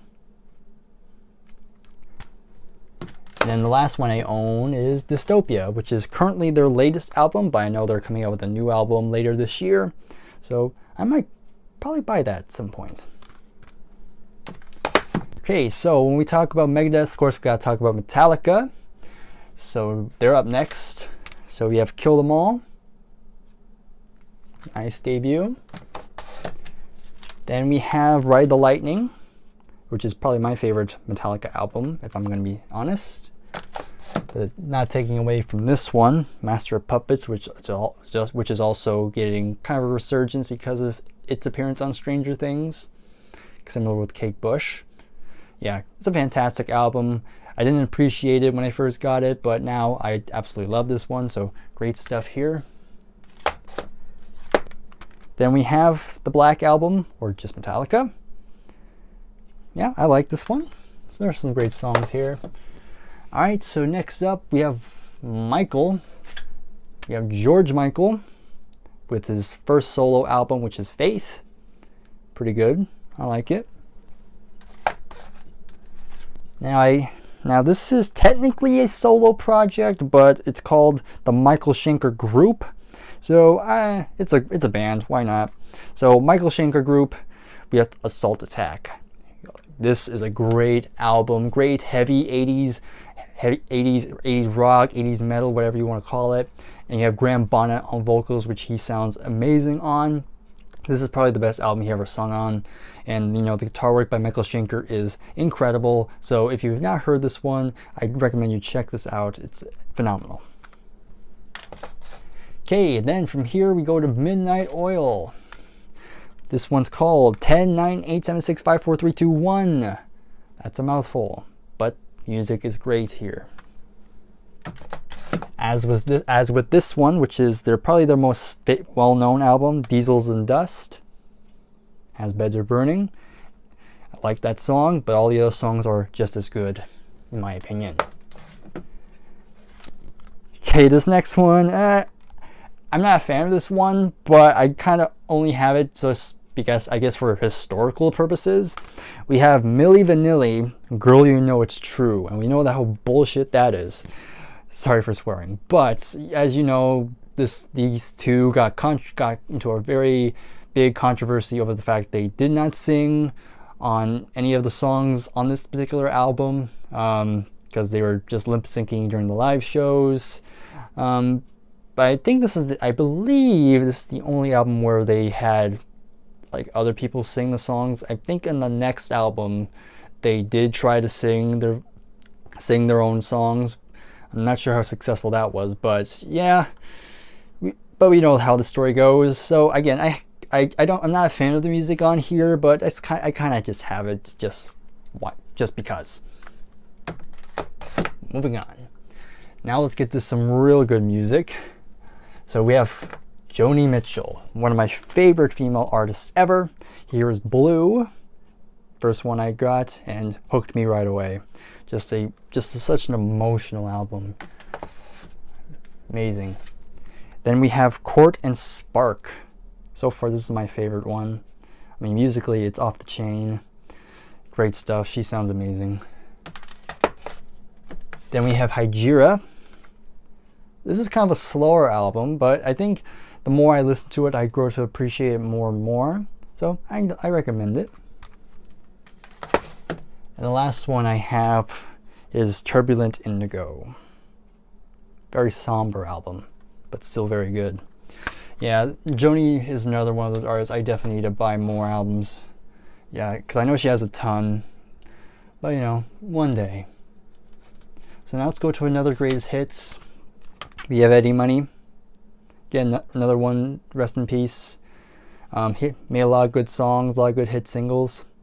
I dig this one. I think this is pretty much all I'll need of him, but you know, if you have any suggestions, of course, let me know in the comments. Okay, another greatest hits. We got the Monkees. This is not a good one. I mean, it is good. It has some of the songs you want to hear. But you know, sound quality wise, it's not that great. I got this at a thrift store, so why not? You know, I have like a little mini box set with their first 5 albums, and that's very good. So, you know, this is fine. Right, Montrose. This is their debut, and I believe over here on the side that's Sammy Hagar. This is the first, it's kind of the first big band he was in that got noticed. This is a good one. And you have, forgot who the person is. Is it Joey? Ronnie Montrose. That's it. So it's Ronnie Montrose. His guitar work on this album is very, very good. Awesome stuff here. Then we go on to the Moody Blues. I have 3 albums by them, but I've been very impressed with what I've heard. We have Days of Futures Past. Then from there we have the In Search of the Lost Chord. And then we have On the Threshold of a Dream. Yeah, definitely becoming a big Moody Blues fan. Definitely want to get more of that. As with this band as well, we have Mott the Hoople with Just Mott. Yep, that's it. It's Just Mott. Yeah, I didn't know what to expect, but holy crap, a lot of great songs on here. I mean, I love the vocals on here, and musically it just sounds amazing. So yeah, I definitely want to get more at some point. Okay, we're almost done here. I think, yeah, this is the last of the M's. We have Mr. Big, Lean Into It. I do like the album cover though, because I'm a train guy. I like trains, as you can see right there. But yeah, has this pretty cool shot of this train wreck. So yeah, who doesn't like a good train wreck? But regardless, this is kind of like the late 80s hair metal. You know, at this point hair metal was just kind of starting to die out, so this is kind of like the last gasp of it before going to the 90s. But I think this is pretty good still. I don't hate it, but I don't love it. I don't know. It hasn't really clicked with me yet, but maybe one day it'll finally click. So now we're just gonna start the ends, and then we're just gonna finish when we get here. So next up we have Nazareth, my only album of theirs, Hair of the Dog. Great 70s hard rock. A lot of good riffs on that one. All right, we have my only Mike Nesmith solo album. So this is The Prison. Again, I've talked about this one before, and my God, I grew to love this album more. The more I listen to it, I mean, Mike's vocals on here are just incredible.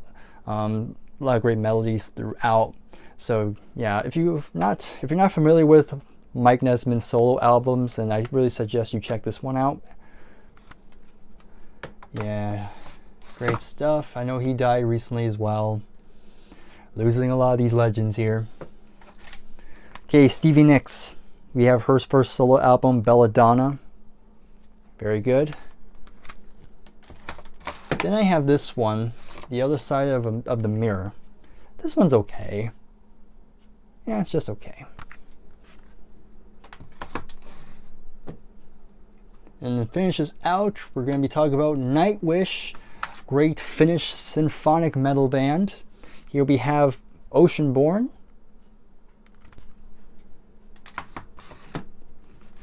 Then we have Century Child.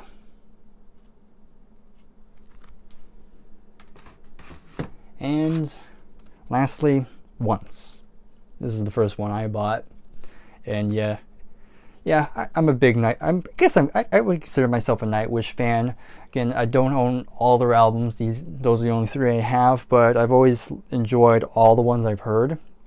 So yeah, great stuff in that one. If you like symphonic metal, then that's a band for you. So we're still in the ends, by the way. So I'm going to censor this one because I'm not sure how well YouTube approves of this cover sometimes. But first up we have Nevermind by Nirvana. Of course, the big album in the 90s. This is my only Nirvana album. I do plan to get the other 2 at some point, because might as well. They only have 3 albums. And I enjoyed what I've heard bits on each of those 2. So the ones I am missing are Bleach and In Utero.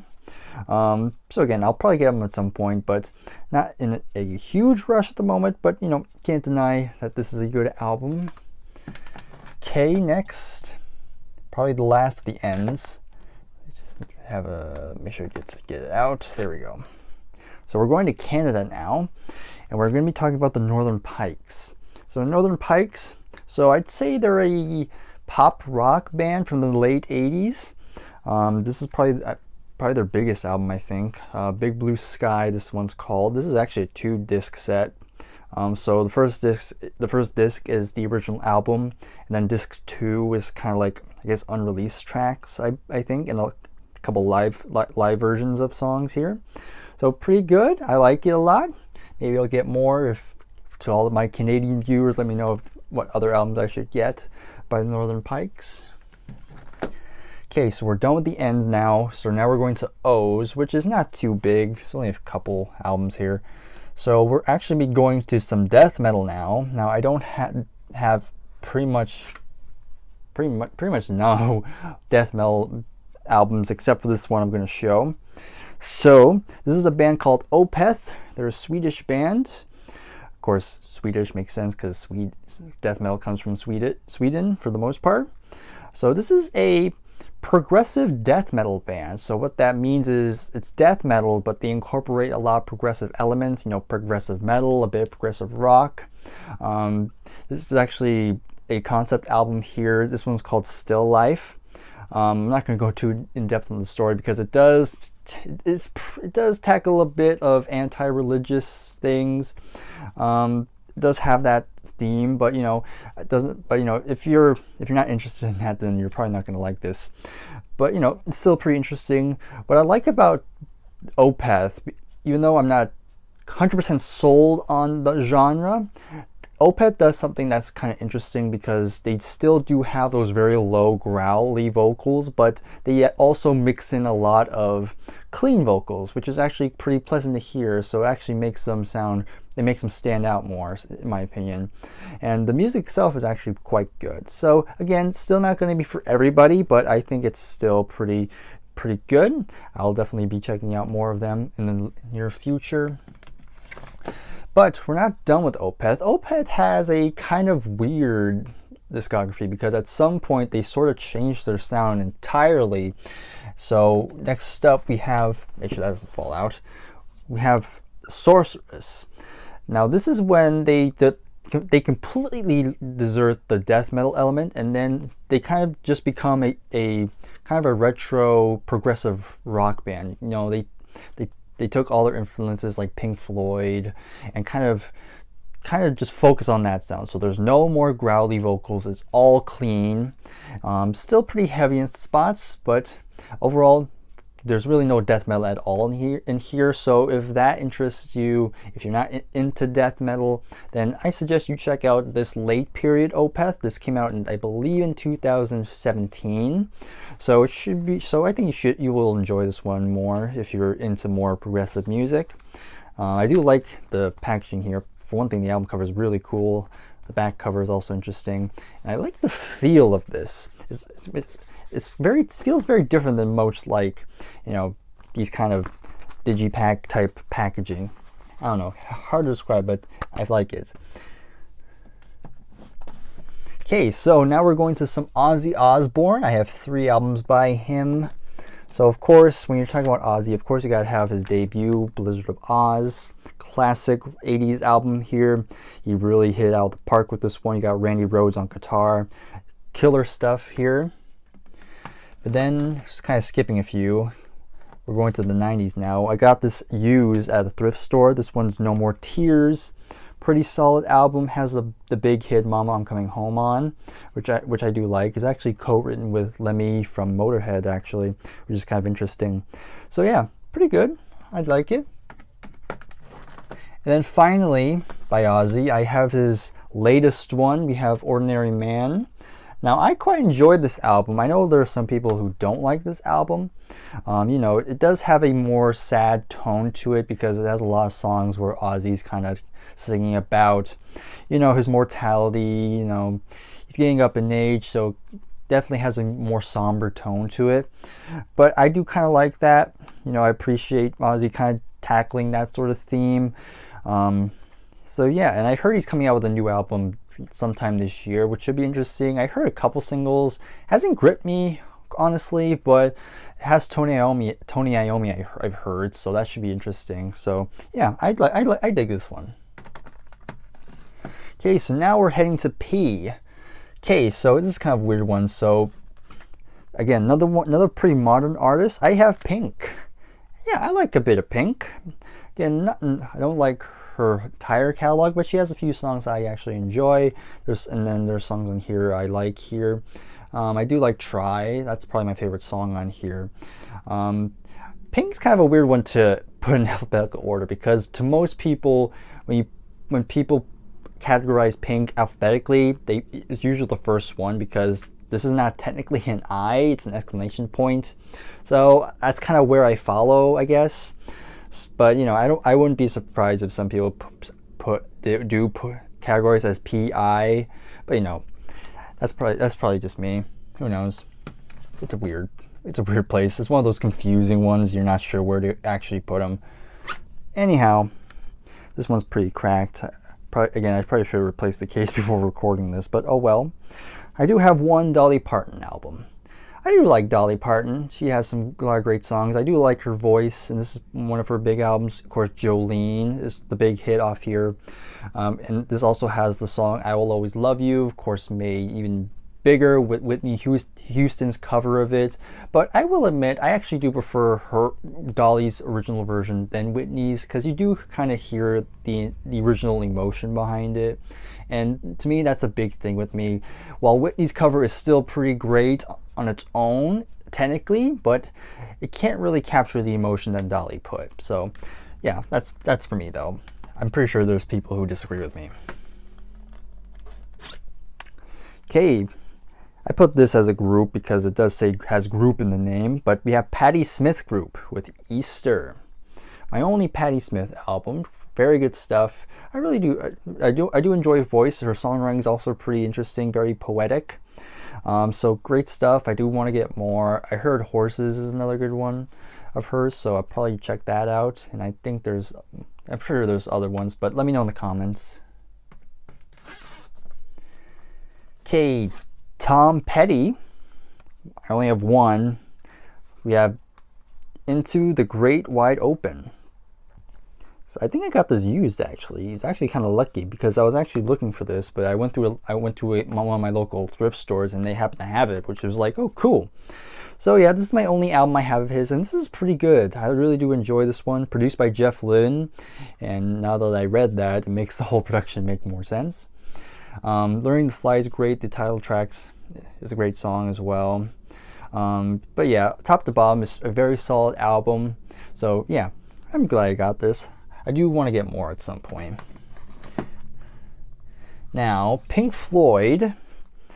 I had the Division Bell. Now, I do have more Pink Floyd, but I'm going to save that for the last episode, and I'll explain why when we get there. But in terms of Pink Floyd, I have the Division Bell here. This is, again, their second to last album. Of course, to me, I do think this is the true final album of Pink Floyd. I know they have The Endless River, but I consider that kind of like an epilogue album. So it's not really part of the main story. It's kind of like a little bit extra. But I do consider this one the true final album of Pink Floyd, because it has High Hopes as the final track, and that's like a perfect song to end it all. So that's my opinion. Okay, I showed this off recently. We have the Pointer Sisters. This is just a greatest hits. There's 13 songs. I think it pretty much has all the Pointer Sisters I'll need. Alright, the Police are up next, and I already did a video on them. I ranked the catalog, so I'll link that in the description so you can go check that out. So I'll go through this pretty quickly. Of course, we have Outlandos d'Amour, Regard de Blanc, Zenyatta Mondatta, Ghost of the Machine, and hope that doesn't fall. Synchronicity. 5 albums, but pretty solid stuff. All right, my only Elvis CD, and that's his Blue Hawaii soundtrack. Of course, it has the song Can't Help Falling in Love, which is a terrific song, one of my favorites by him. And everything else is pretty good. Has a Hawaiian theme to it, which again makes sense knowing the movie. I haven't seen the movie in full, but I kind of have a gist of what goes on in it, so yeah. Okay, Prince. I only have 2. We have 1999. 1999 is very significant because that was the year I was born. So yeah, I listened to that song. I pretty much listened to the song on my birthday at least once. So that's how it goes. Hey, this is so far my favorite Prince album, and I actually listened to this one earlier today, and that's Purple Rain, which is also the soundtrack to the film of the same name. Which, honestly, you don't need to watch the film. Just listen to the album. You know, I mean, the movie's okay. I did see the movie. It was on TV one time, and I decided to watch it, and it's okay. But you know, it's really meant to just be a promotional piece for this album. So, I mean, that's pretty good marketing. But yeah, very great album. Like, there's no bad song on here. Everything is fantastic, and of course, the title track is just can be a tearjerker at times. And yeah, lost a real talented individual not that long ago. Okay, so that's all the P's. Now, I know in the beginning I said we were just going across, but we're actually gonna break here for a sec because we're heading into Q's. And I do have some Q's, but I'm gonna be starting here actually. So this is my Queen collection, and the reason why Queen are not actually here, because you know, Queen, if you didn't know, they're my all-time favorite band, and so I kind of put Queen on their own little section because you know I kind of put them above everything else. But you know, that's just how I do it. So I'm going to talk about this. I originally wanted to just save it for the final episode, but you know, because they are in the standard jewel case, I think, you know, might as well, because everything I'm saving for the final episode is just a lot of different packaging, you know, box sets and all that. So I guess I'll talk about them here. So I'm going to go by these pretty quick. So we have the first album, Queen 1, Queen 2, Your Heart Attack, Night at the Opera, Day at the Races, News of the World, Jazz, The Game, Flash Gordon soundtrack, Hot Space, very controversial one. I don't hate it, by the way. The Works, Kind of Magic, The Miracle, Innuendo,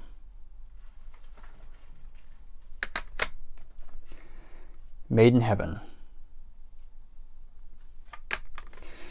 And then I have this. This is a Freddie Mercury greatest hits. This is actually greatest hits of his solo work. So, looks like this. Pretty interesting.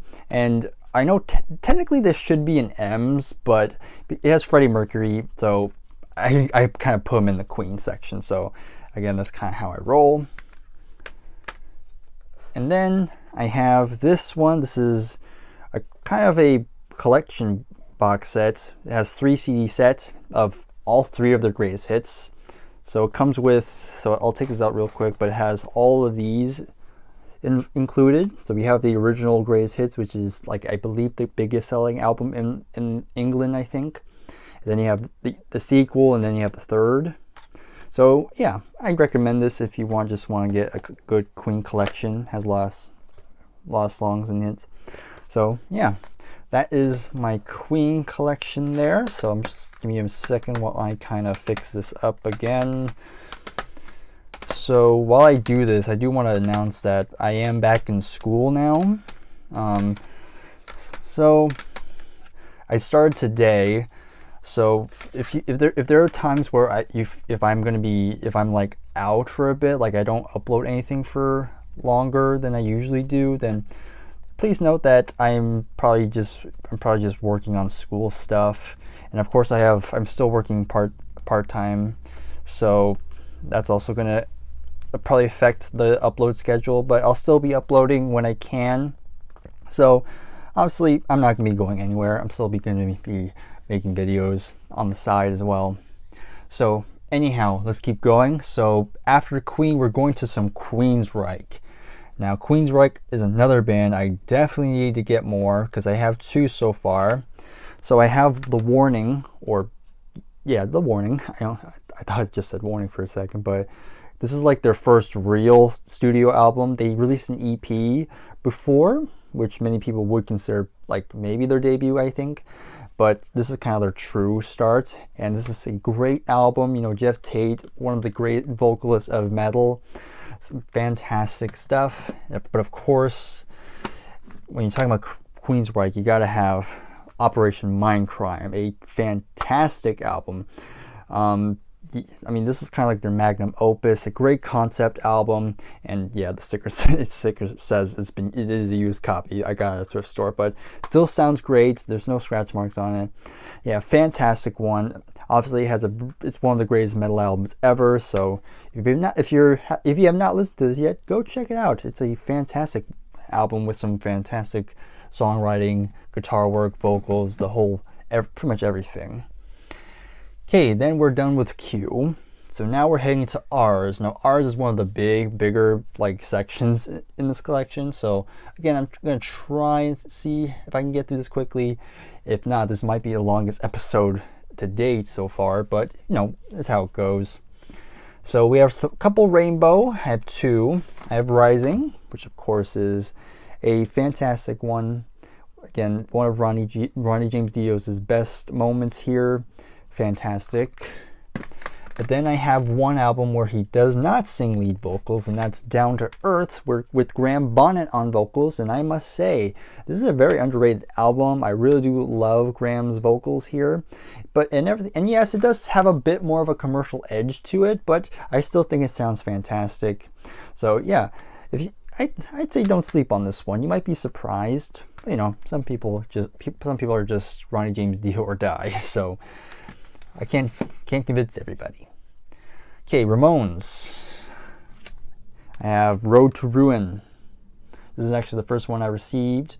I do have one other Ramones album, but I'll talk about that later. But this one here is a great one. Probably a good starter album, I must say. That and the debut, but more on that later. Okay, Rats. I only have one, and that's their debut, Out of the Cellar. I was pretty surprised because I actually really enjoyed this one. I really do like Stephen Pearcy's vocals, and the guitar work here is also fantastic. So if you like 80s metal and 80s hair metal, then this is definitely a good one. Alright, now we get to an artist it's like love or hate. Some people love him, some people don't like him, mainly because of his vocals. So I'm going to be talking about Lou Reed next, and I actually have quite a bit by him. So this one's my personal favorite, Transformer. Great one. You have David Bowie producing, and the songwriting is just really great. I'd say this is actually one of my favorite albums ever. Probably my top 10, honestly. Then we have Berlin, a concept album. Very depressing one though, so be cautioned if you want to listen to this one. It's a pretty depressing album.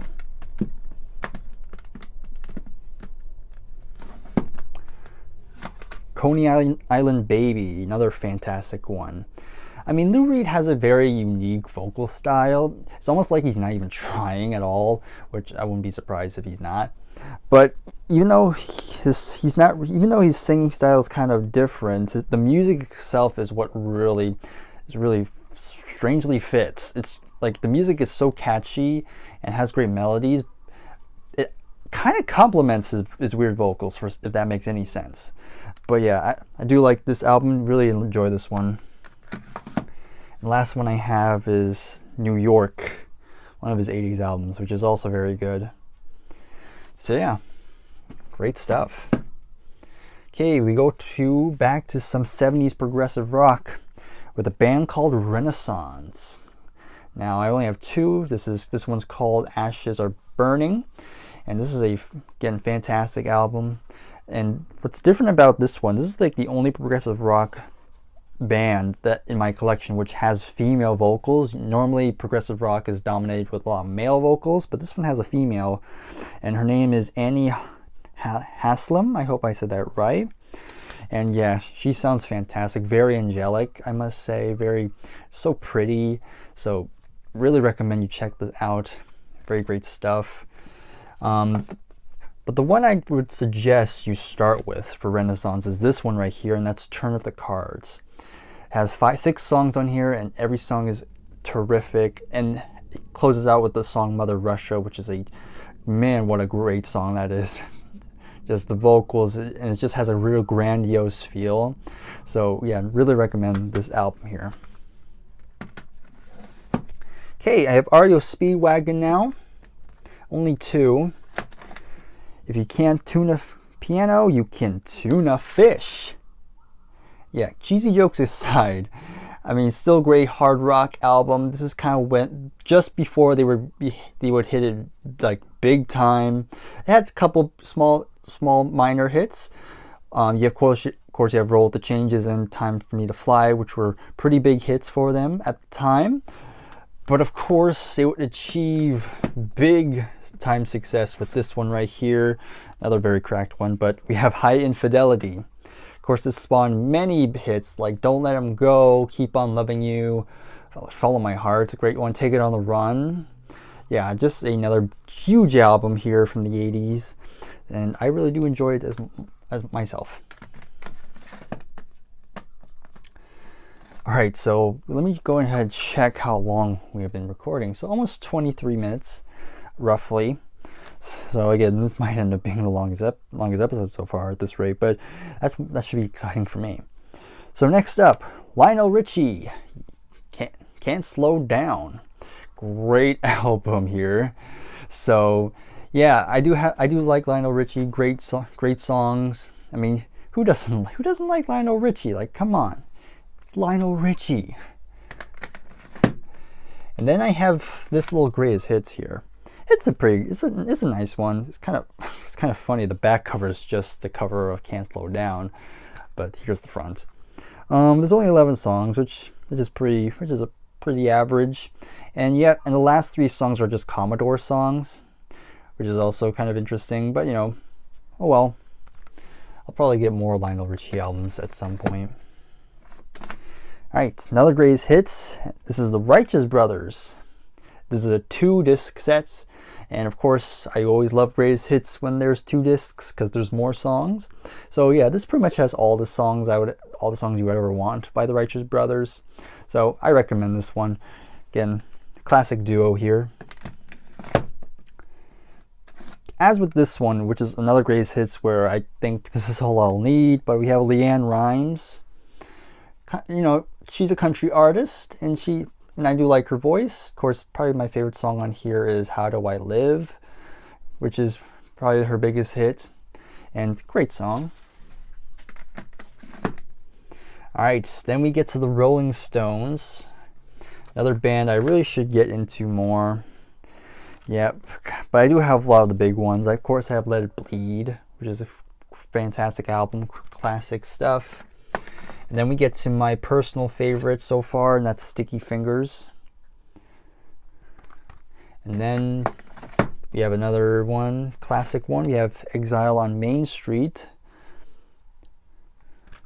And then the last one I have is Tattoo You. So yeah, I'm definitely like a late bloomer when it comes to the Stones. I used to just like them, but gradually I can see myself loving them more and more. I just need to get used to them, because I'm very much a Beatles fan for the most part. So I'm still trying to get used to the Rolling Stones' style, but again, I can see them growing over time. Okay, we're still in the R's, but now we get to some Rush. Now again, I already made 2 videos on them not that long ago actually, so go check those out.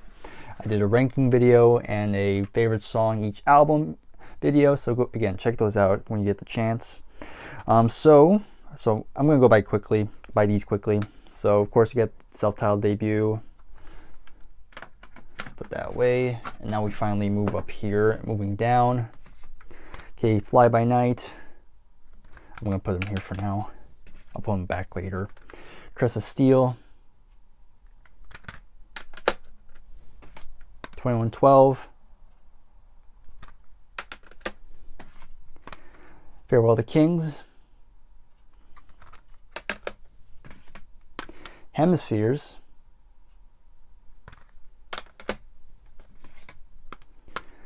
Permanent Waves. I don't know why I say Permanent Vacation sometimes. That's an Aerosmith album. But yeah, Permanent Waves. Moving Pictures. Signals. Grace Under Pressure. Power Windows. Yeah, I'm just gonna try and fix this up real quick. At least when I'm doing this, might as well be neat and tidy. Hold Your Fire. Presto.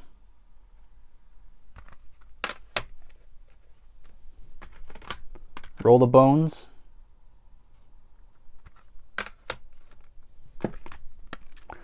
Counterparts. Test for Echo. Vapor Trails.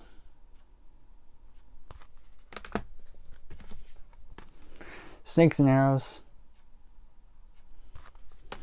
Then finally, Clockwork Angels. And now we are officially done with the R's. So now we're going to be heading to the S's. Okay, first up. This is probably more, I won't say obscure. They have a pretty good following, I think. We have Sanctuary. Refuge Denied. Now this is a pretty great one. This is kind of a more power metal album, and this is I was pretty surprised how much I enjoyed this. So the vocalist here was Warrell Dane. Hope I said that right, but really impressed with his vocals. I really do like his shrieks, like a lot of his screams, very Rob Halford-esque. And what's actually interesting, this was actually produced by Dave Mustaine of Megadeth. So I think this is pretty good. I definitely will check out more. Let me know if there's any other good ones. Then my only Santana one, Supernatural. I heard this is kind of a mixed one. This was pretty big for him. It had the big hit Smooth with Rob Thomas. And, you know, some people like it, some people don't. Of course, my mom's a big fan of Santana, so she doesn't mind.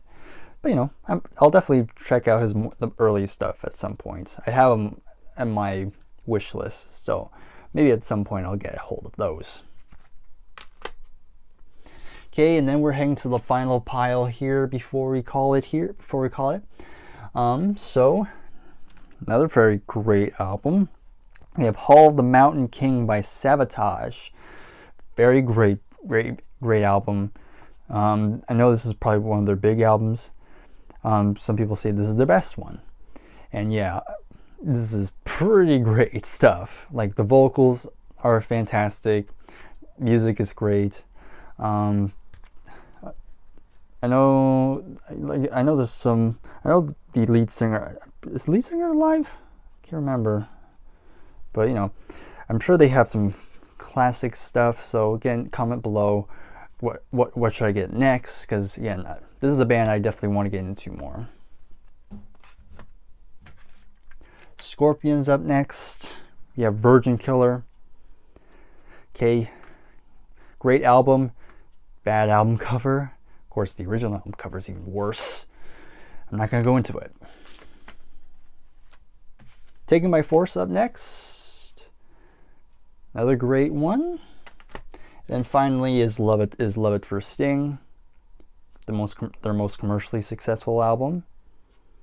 I dig it quite a bit. Then we have some punk. We have Nevermind the Bollocks. Here's the Sex Pistols by the Sex Pistols, another classic, like I guess late 70s album by one of the big names in punk rock. Great album. Fantastic stuff. Paul Simon, I have Graceland. Great one. Of course, he's incorporating a lot of African influence here, which sounds really great. Sounds really nice. So yeah, really dig this one. Then we have the follow-up, The Rhythm of the Saints. I talked about this one recently in one of my CD hauls. Didn't know what to expect. I kind of thought it was going to be like a weak version of Graceland, but I was pretty surprised. This actually has a lot of great songs on here.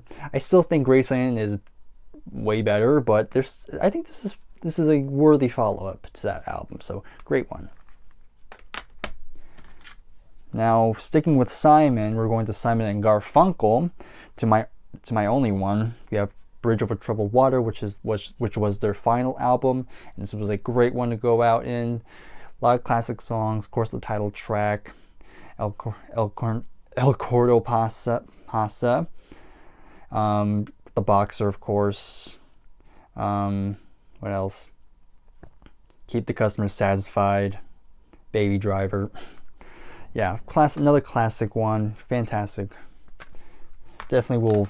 Another band, or duo, I should say. I'll probably try to get all their albums because they don't have many. I think they only had 5 or 6. So this shouldn't be that hard to get. Of course, we're complete departure from Simon and Garfunkel. We're going back to some thrash metal. We have Slayer, Rain and Blood. Classic thrash metal album. I mean, when you think of thrash, this is one album people think of. And boy, does it really fit that description. It really earned that parental advisory sticker. It's very hardcore.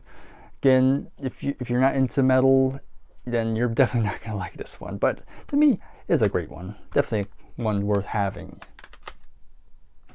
And then to close us out for part 5, we got Melancholy and the Infinite Sadness by the Smashing Pumpkins. This is the first one I got.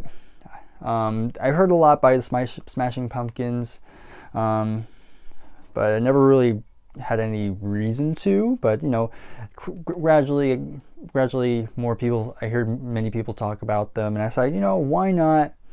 And so I went to Amazon, and from what I've gathered, this is probably their most beloved album, I guess. And of course, this is very much a grower one for me. I do enjoy this one. I probably need to listen to it more because I definitely see myself actually liking it more. But I'm very impressed with this one.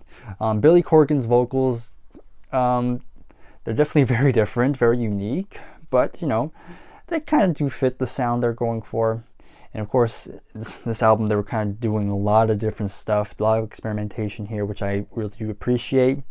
It's a long album though, so definitely an album that's kind of hard to sit through, but there's still some fantastic songs here that I can't deny. So yeah, really happy I got this one. Definitely will get more. Okay, first up, we're starting off with Soundgarden. This is my only one. This is Super Unknown. I wouldn't say I'm a big Soundgarden fan, but I do kind of like this one. Of course, the big song on here is Black Hole Sun, which is a pretty good song. I enjoy. But yeah, everything else is also pretty good. I probably need to listen to it again, but I know many people are huge Soundgarden fans, mainly because of Chris Cornell, who passed away not that long ago, a few years ago, if I'm not mistaken. But yeah, I'm glad I got this. Again, probably need to listen to it again. Alright, so we have Sparks up next. Pretty, I wouldn't say unknown, but they're probably the most well-known unknown band out there, if that makes any sense. They were pretty big for a period, but they kind of never really were like critical or commercial darlings. That were kind of just more underground, but for the people who are fans, are really huge fans. and they're weird. They definitely make some really strange music, but it's like the type of weird music that at first you're probably like, what the hell am I listening to? But after repeated listens, you kind of start to get used to it. And so this is Kimono My House. I think this is their 4th album, if I'm not mistaken. I think this is probably a good starter, I must say. Has probably their most well-known song, which is This Town Ain't Big Enough for the Both of Us. And I'd say that's pretty much the song where you're either going to love or hate them. That's all I'm going to say. So go check that song out and, you know, see for yourself. So I do have a few more sparks. This is the follow-up, Propaganda. Indiscreet. And then I also have their 2017 release. It was actually the first one I bought, Hippopotamus. Again, great stuff. Again, they're probably not going to be for everybody, but they're worth checking out.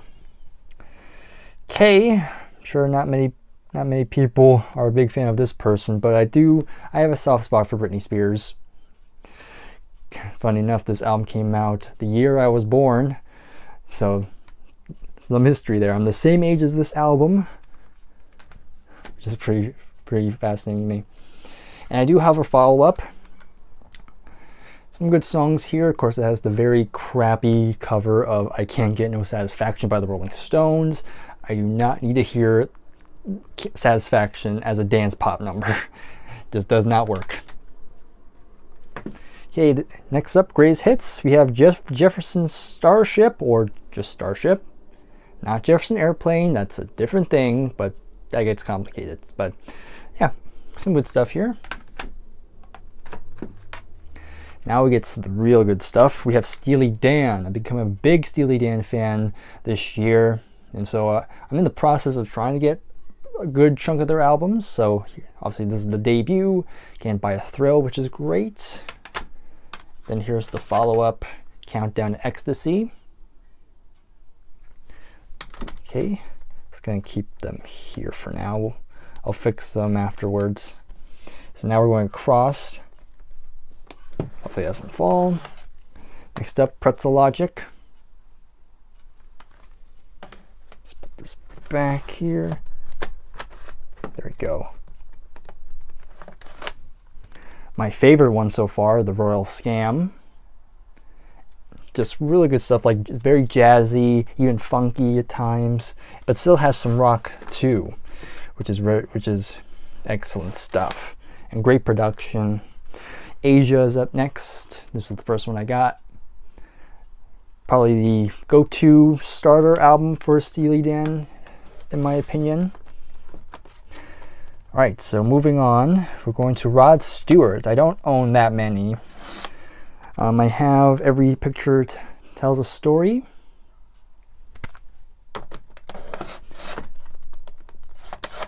A Night in the Town. And I have Vagabond Heart.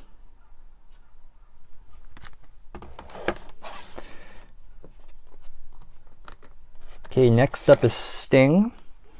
I do like his solo albums, but you know, if I want to hear Sting, I usually just go for the Police ones. But again, he's put out some good stuff. Like this is probably my favorite one of his. Nothing like a Sun. Nothing like the Sun.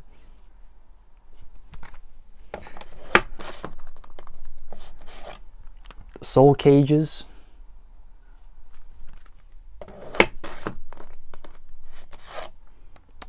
The Summoner's Tales.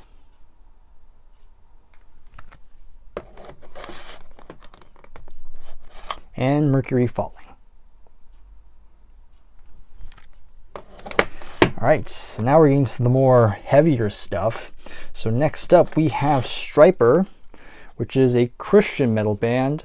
Now I know Christian music gets a lot of flack, and just so you know, I'm not like actively religious or anything, but I do really do enjoy this band. So they are a Christian metal band, so taking hair metal, 80s metal, and kind of just singing about God, basically.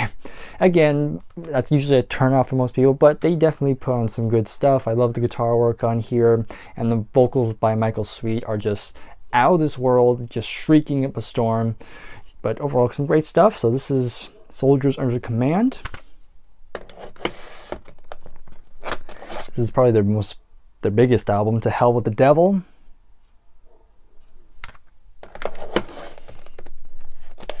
And In God We Trust.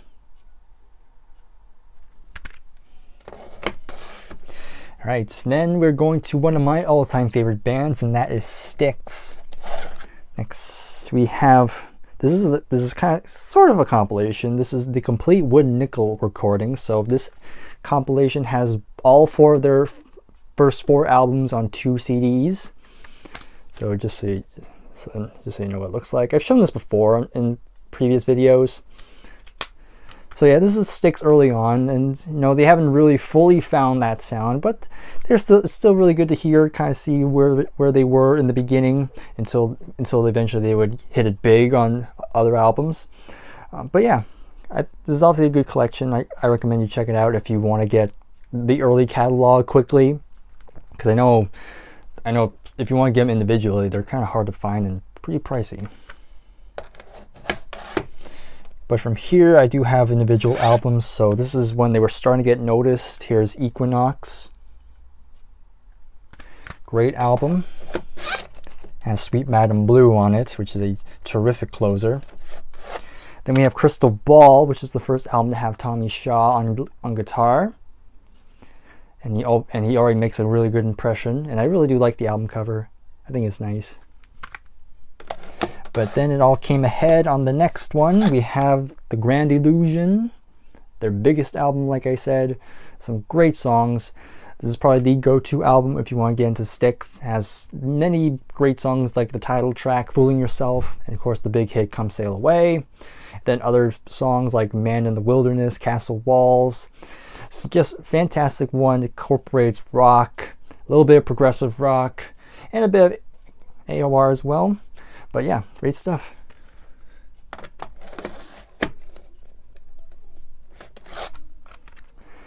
Pieces of 8. Great follow-up. Some more great songs here. Probably my second favorite. Okay, Cornerstone. This is definitely when they were starting to take a different turn. They were becoming a bit more commercial. I still think it sounds great. The biggest song on here, of course, is Babe, and of course, it's the ballad. So, I like ballads. I don't care how sappy they are. But yeah, it's a good album. I enjoy this one. Then Paradise Theater. Concept album.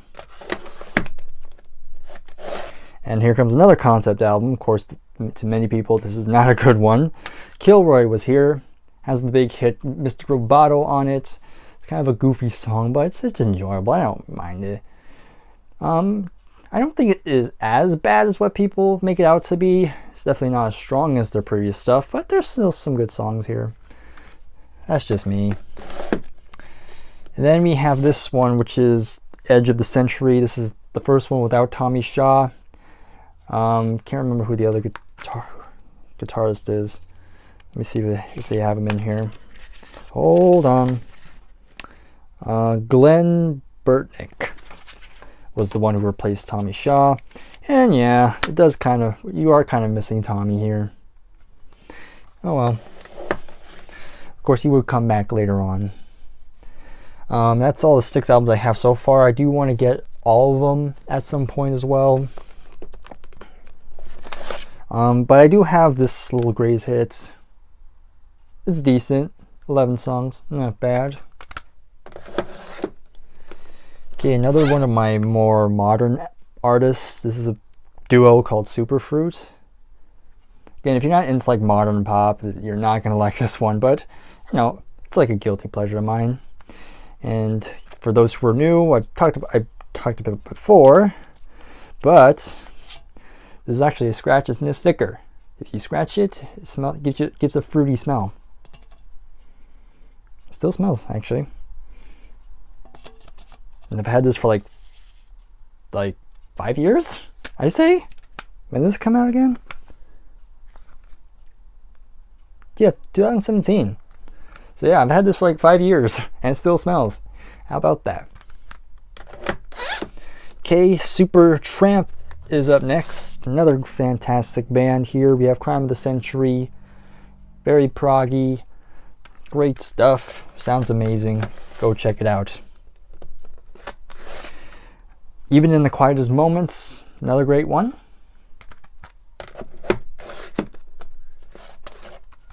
And then their biggest one, both critically and commercially, Breakfast in America. This is the one I probably listen to the most. Fantastic stuff. Okay, now we're finally moving into the T's. So let me just check how long we've been doing that, going for so far. So yeah, 13 minutes. Let's keep it going. So we're up to T's, like I said. We have Tears for Fears with Songs from the Big Chair. Love this album. I definitely need to get the rest of the catalog because, again, this whole album is just fantastic. You have Shout, The Working Hour. Of course, Everybody Wants to Rule the World, which to me is a perfect song. Yeah, Head Over Heels, just fantastic stuff. Great 80s album. Okay, then I have this little Temptations Greatest Hits. Got 10 songs.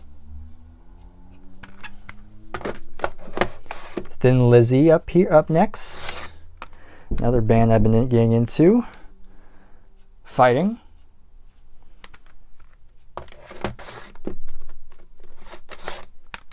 Okay, up next, Jailbreak.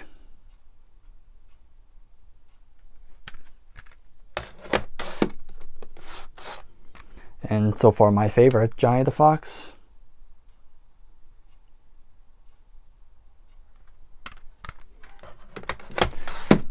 Alright, and then I have a soundtrack coming up now. This one kind of has a special place in my heart. And kind of a reminder when it comes to soundtracks, if there's no real artist connected to it, then I just go by the title of the film. So the film in question is Thomas and the Magic Railroad. And funny enough, if you haven't noticed, right here, he's been here the whole time. Okay, so this is Thomas's first feature film, and you know, like looking at as an adult, it's technically not a good movie. A lot of problems with it, but again, it's kind of this. I kind of got this for nostalgic purposes because I have this. I have the movie on VHS. I have it on DVD, and I have it on Blu-ray. So I thought might as well get it on a CD, just so I can have like a little collection of it. Again, it's not technically a good movie, but it's just purely from nostalgia. So this film has a little special place in my heart. So that's why I have it. So yeah. Let's keep on going. So we have Tool up next. This is the first one, Undertow.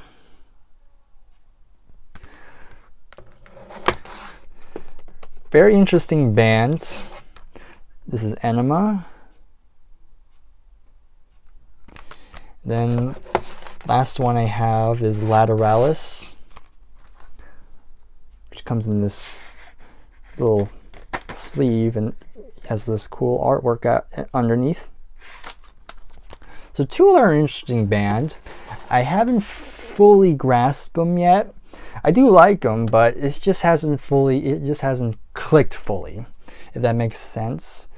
Because they're again, it's kind of a weird band that has a metal, kind of progressive metal, very slow, but very interesting stuff. I do enjoy them. I do want to get the rest of the albums. I think I'm only missing 2, and that's 10,000 Days and the latest one. I can't remember the name of it, but you probably know what I'm talking about, if you're a Tool fan at least. So yeah, let's keep on going. So another soundtrack film. We have Top Gun. If I'm going to be honest, I have not seen the film yet. But you know, I know the songs from the movie, like of course Danger Zone, Kenny Loggins, great 80s song. You have Cheap Trick with Mighty Wings. And then you have the other big hit off here, Take My Breath Away by Berlin, another great 80s song. So yeah, I just thought, why not? Okay, Toto, here's their debut. Great stuff here. Has the big hit Hold the Line. Great song. Then I have this one, which is Toto 4. Of course, has Africa on it. Everybody knows Africa. Fantastic song. I mean, I still play it a lot to this day. Of course, you have Rosanna as well, and I Won't Hold You Back, which is a great ballad. Yeah, and probably the most underrated song on here is Waiting for Your Love, which is a nice little up-tempo, very groovy song. So yeah, Toto 4. Okay, and here we have my only Tragically Hip CD. I was actually pretty impressed. I enjoyed this album quite a bit when I first heard it. I definitely am interested, so if there's any more Tragically Hip fans out there, let me know if there's some other good albums out there that I should check out. But yeah, very impressed, and I'm pretty surprised how well, because this is a used copy, and as you can see by the case, it's very old, but the CD itself is actually in pretty good condition, which was pretty shocking. So that's cool. Yeah, that's Tragically Hip for you. Okay, some more country. Again, I don't own a lot of it, but I do like it a little bit. Randy Travis, Always and Forever. Okay, U2. So we're in the U's now. So we have War.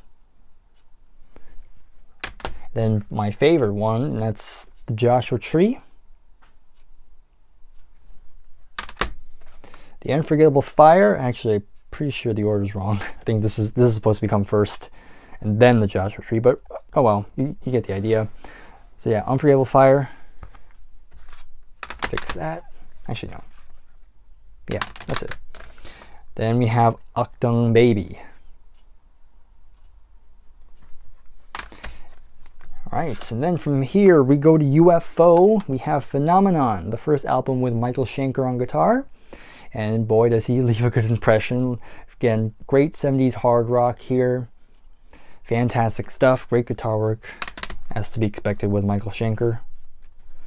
Okay, fix this up a bit, just so it's a bit more neat.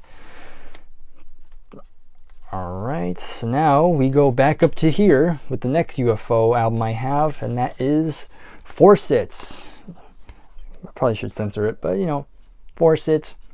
Supposed to be a play on the word faucet. Yeah, because there's faucets everywhere. Yep. Oh well.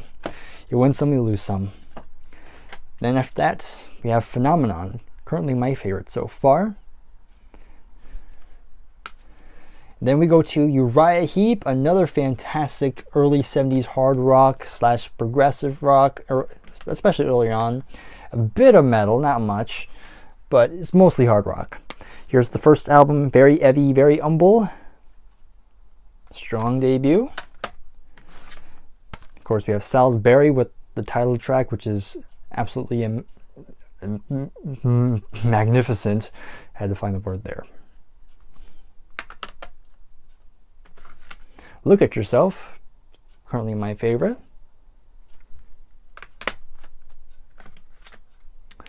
Demons and Wizards, probably their most well-known album. Definitely a good starter, I must say.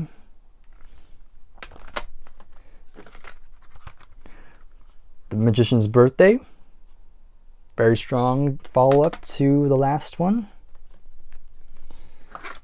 Sweet Freedom. And last one is one of their 80s albums. We have Abominog with this very wicked cover. Like, holy shit. Anyhow, moving on. So now we go to the V's. We have Van Halen with this monster of a debut. I mean, right off the bat, Eddie Van Halen just showing up, just like, hey, check me out. Yeah, rest in peace Eddie Van Halen, just one of the most influential guitar players ever.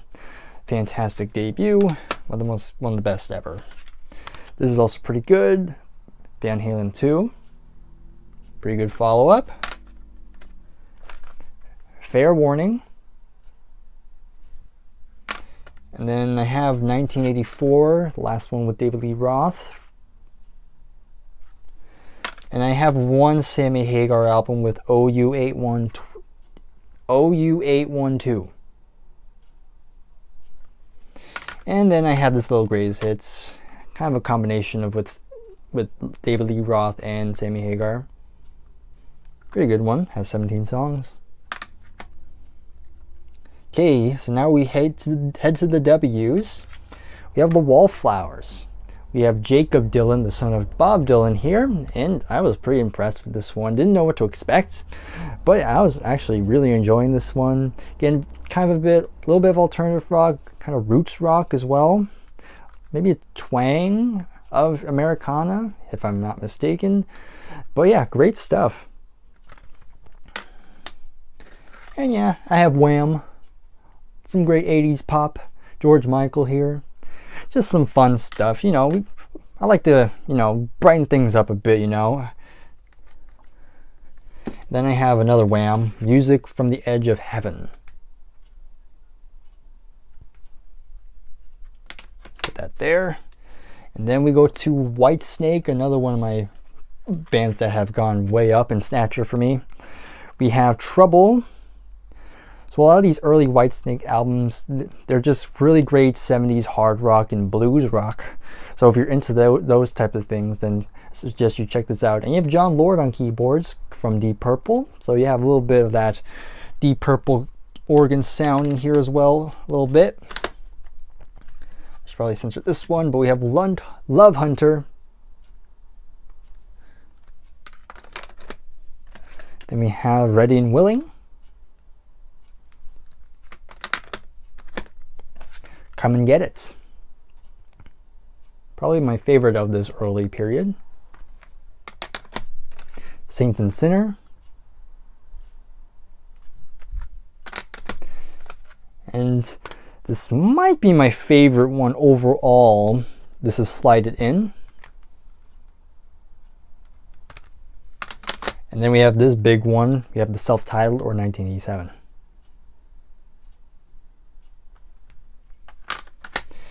And then we have the follow-up, which is Slip Up the Tongue, which is not as good as the last one, but it's okay. All right, well, you would think we'd be done, but you're actually wrong, because we're actually going to cut to here. So I've shown this shelf before in one of my previous videos. I believe is one of the CD haul videos. And this is also where I store CDs. This is kind of where it trails off and finishes.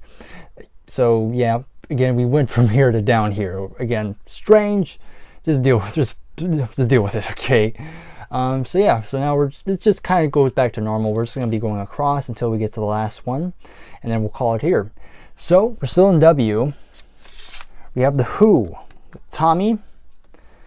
Great rock opera by them. Great story about a deaf, dumb, and blind boy himself. I'm going to stand like this because after a while it's going to hurt my toes. Who's Next?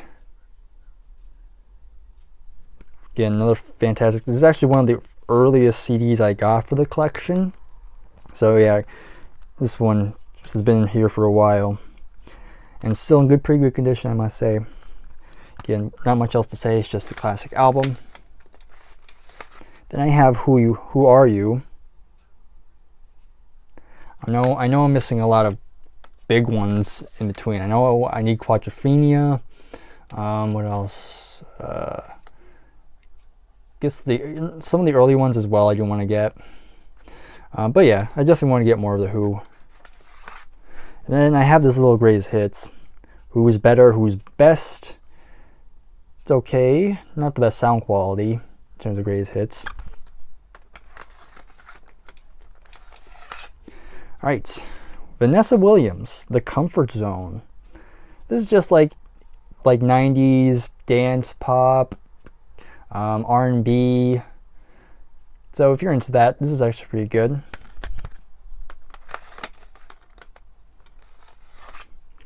Okay, another interesting one. This was one of my uncle's CDs, but we have Wilson Phillips. So you have the daughters of Brian Wilson and the daughter of Michelle Phillips of the Mamas and the Papas. Very interesting stuff. You know, I actually quite enjoy this. Kind of like your typical like late 80s kind of soft rock, if that's the right term for that, to categorize them. But they sound great. They're pretty good singers. Then you have I have the follow-up as well, which is Shadows and Lights. Not bad. Not as memorable as the first one, though. Okay, and then we have a live album. We have Wings Over America by Wings. Now you're probably wondering why this isn't with the Paul McCartney stuff. Well, to me, I kind of categorize Paul McCartney solo and Wings separately. I'm sure most people don't do it the same way, but that's how I tend to do it. So yeah, very good live album. Definitely want to get the studio albums someday. Now here's one I'm sure most people don't even know. So this is Edgar Winter. This is Mission Earth. So I'll try to keep it brief because I actually want to do a whole video on this particular album. It's basically Edgar just adapting a novel series into an album, but the book he's adapting is Mission Earth by L. Ron Hubbard. And if you know L. Ron Hubbard, then you know he's the founder of the Church of Scientology. Please note, I do not affiliate with this church whatsoever, so I don't even know what they stand for. I barely know what they stand for, but it's a very interesting album. I want to do a whole video on this at some point. There's already a video on this by Todd in the Shadows. He does a whole in-depth look at it, whole review, gives you the whole history. So I suggest you check that video out if you want to know more about this. But yeah, interesting stuff. Very interesting. It's like the biggest oddity in this whole collection. Steve Winwood, Back in the High Life. Pretty big one. Had Higher Love on it. Then we have My Only Wishbone Ash album. Very proggy. This band's pretty notable for being one of the pioneers of twin guitars. So if you like twin guitar harmonies, this is a great album to get. Okay, real quick, let me just see something. Okay, just want to make sure we're still recording. Okay, from then on we have Stevie Wonder, My Only One, and I'm kind of ashamed by that because I really want to get more. But his albums again are kind of like the Beatles. They can be pretty pricey sometimes. But yeah, this is a terrific album. 2 CDs. Again, one of his best ones. Fantastic stuff. I mean, who does not like Stevie Wonder? And this is another soundtrack, but I put it under Stevie Wonder because he was heavily involved in this. It has Dionne Warwick as well, but it's mostly Stevie. We have The Woman in Red, another film I did not see. But the song, I only knew one song before, and that's I Just Called to Say I Love You. And I hear some people say that's one of Stevie's weakest hits, but I'll always have a soft spot for it because it was my grandma's favorite song. So I got it purely because of that. So glad I got this one. Right, we have another greatest hits. We have Weird Al Yankovic. If you love comedy music, this is the go-to. 2 CDs, all the big hits you love. Another one, Rides the Bus, Eat It, I Lost on Jeopardy, Like a Surgeon, Fat, Smells Like Nirvana, Amish Paradise, eBay, White and Nerdy. Yeah, I mean, if you're into comedy music, you gotta have some Weird Al. All right, we're almost done. Now we're heading to Yes. Oop, not that one yet. Here we have the debut. Very good debut, I must say. I'm not even gonna try to censor it anymore. We have Time and a Word. Pretty good follow-up. Then we have the Yes album, the first with Steve Howe.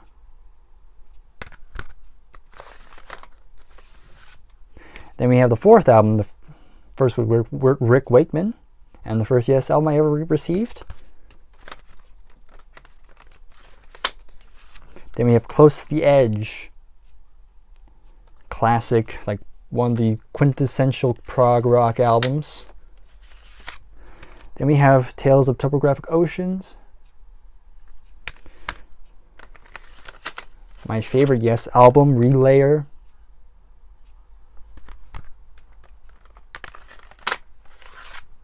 Going for the One.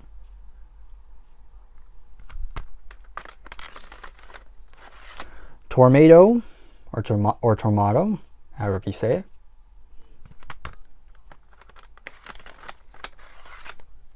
Drama, the first without John Anderson on vocals. You have Trevor Horn and Jeff Downes on keyboards from the Buggles. Pretty good one, I must say. Almost I hit it. Then we have 90125 with the big hit Honorable Lonely Heart. I don't love it. It's okay. Some good songs, especially Changes. Then we have Union. Not so much of a union.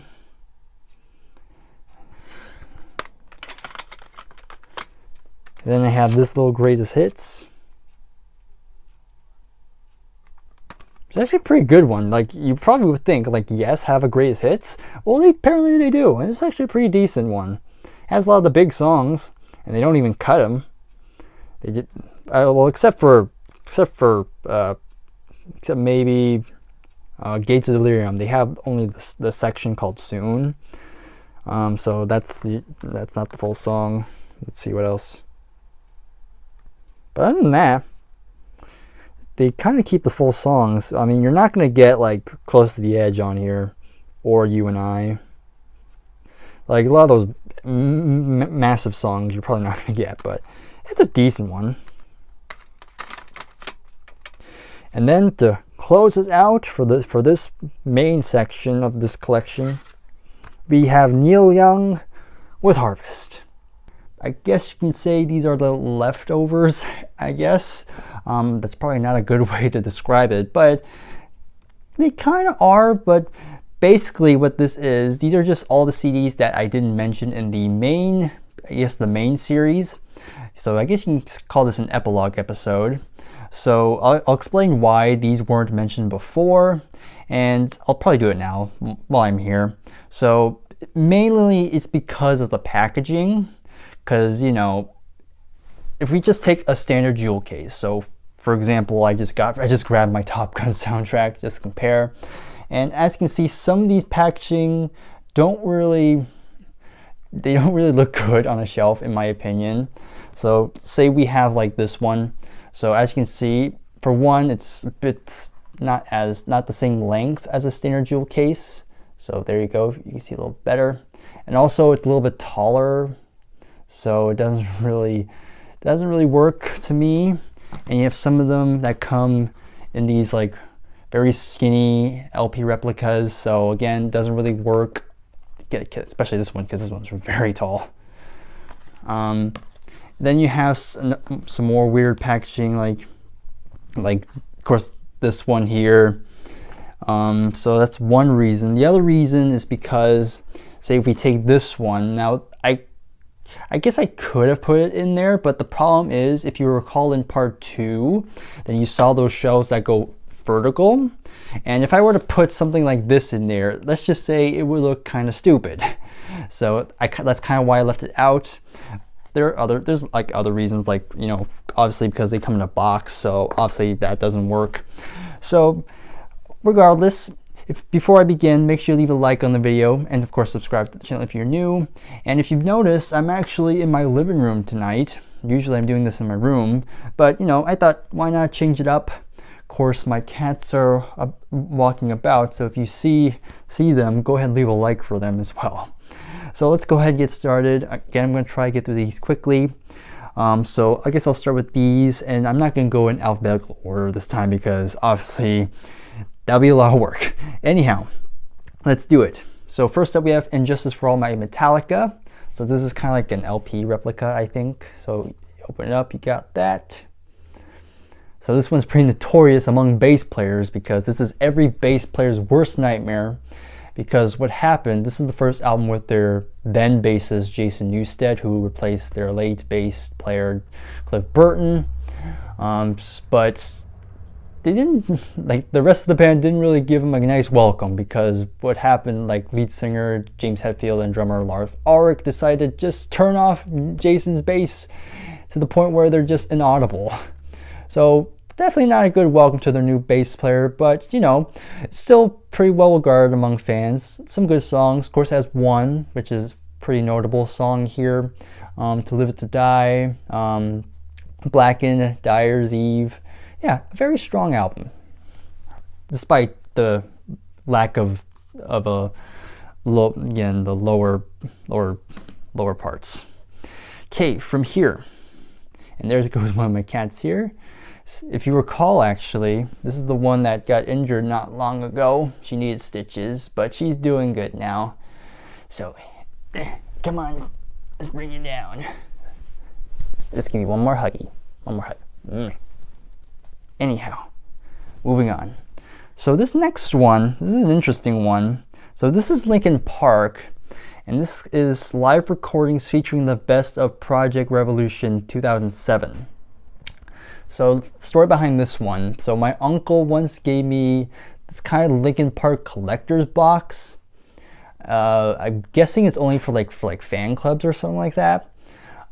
So it came with this, which is I guess like an EP of sorts, and it also came with a shirt, which was too small, so I couldn't wear it anyway. So I still kept this.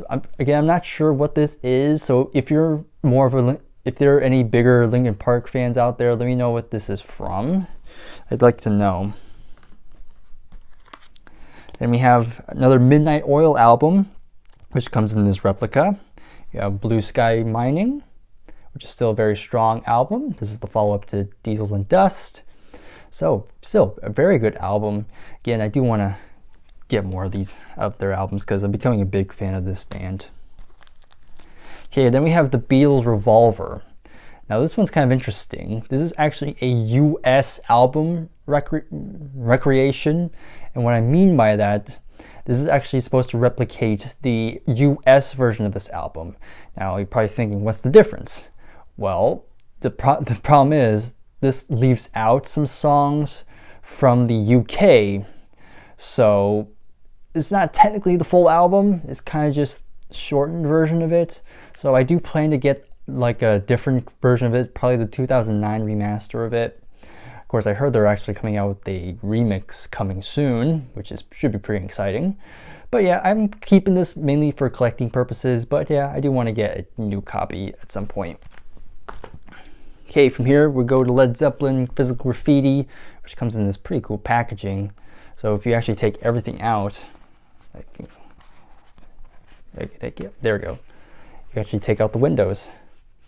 I think it's kind of like how the original album was, which is pretty cool. I like the attention to detail they did here.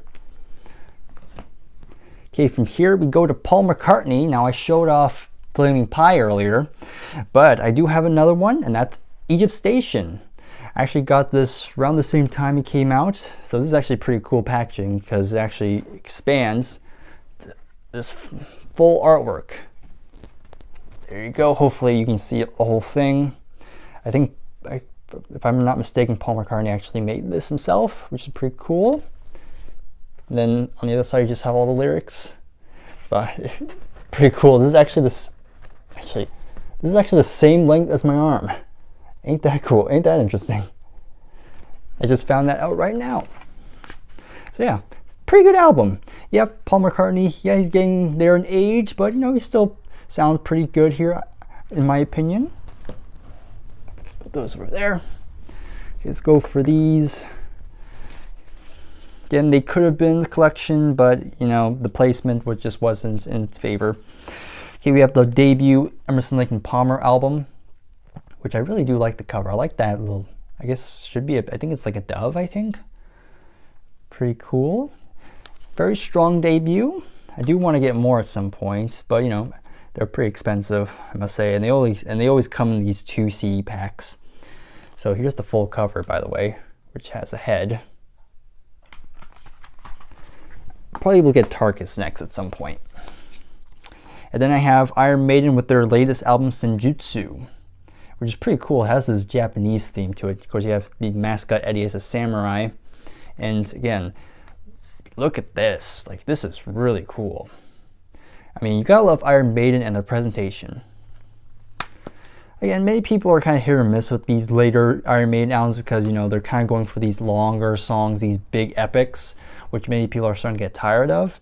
I don't mind it so much, but I totally get it. Okay, next, let's go for these ones here. So these are the skinny packaging. So first up, let's talk about Emperor and the Nightside Eclipse, which is a black metal album and probably one of my favorites. It incorporates a lot of symphonic elements to it, so pretty cool. I dig it. And then we have this one, which needs no further introduction. It's one of my favorite albums of all time, and that's Pet Sounds by the Beach Boys. I mean, this album got me through high school, so that alone just has a special place in my heart. Okay, next we have, let's see, The Battle at Garden's Gate by Greta Van Fleet. Now, I showed off their EP in a previous episode, and this is my other thing I have of them. So this is their second album. So this is the follow-up to the first one, which I don't own yet. I might get soon, but not in a huge rush. So this is actually a very good album. I know they get a lot of flack because they sound pretty similar to Led Zeppelin, but I don't think it's inherently a bad thing. And on this album, they're kind of starting to expand sonically, which is pretty cool. They do a lot of good stuff in here. They still have that Zeppelin feel, but you can definitely tell they're starting to branch out a bit more, which is pretty cool. So I think you should check this out if you haven't yet. Speaking of Led Zeppelin, we have, of course, their debut album, which again needs no further introduction. A very influential album in the hard rock and what will become heavy metal genre. Great stuff here. And here's another Beach Boys album. We have Surf's Up. So this was 1971. By this point, the Beach Boys' popularity has gone down tremendously, not really selling a whole lot. But in that period, they were still making some great music. And this is actually another one of their great albums, in my opinion. So Brian Wilson, he's not really as involved, but he still contributes a little bit. Carl Wilson actually writes a bit of songs here. I know he wrote Long Promised Road, and I forgot which other song he wrote, but I know they were pretty good songs. The title track's great closing track. Disney Girls is actually a pretty cool song. It's actually a song written by Bruce Johnston. So if you're not familiar with the 70s Beach Boys, I must say, go check this out. You might be impressed what you're missing out. Okay, next we have Lindsey Buckingham and Christine McVie from Fleetwood Mac with their solo album, their solo duo album, if you want to call it that. So what's interesting about this is the closest we'll ever get to a reunion with the classic Fleetwood Mac lineup, of course, with Buckingham and Stevie Nicks. Of course, this does not have Stevie Nicks on here, but you do get Mick Fleetwood and John McVie. So again, it could have been another Fleetwood Mac album with the most popular lineup, but didn't happen, and frankly, I don't think will ever happen again. But never say never. But yeah, I think this is a pretty strong album. Of course, probably my favorite songs in here are sung by Christine McVie. Personally, she's my favorite member of Fleetwood Mac, but that's just me. But I think this is still a pretty decent album. Okay, another classic one. We have Don McLean, American Pie. Title track is just another classic song. Absolutely deserves the accolades it gets. I know they recently made a documentary on Paramount Plus, I think, about them really breaking down the song, which should be pretty cool. I want to watch that at some point. Okay, Ramones, another classic in the punk genre. So if you like punk, why have you not listened to this yet? Of course, I'm assuming you have. So yeah, great stuff.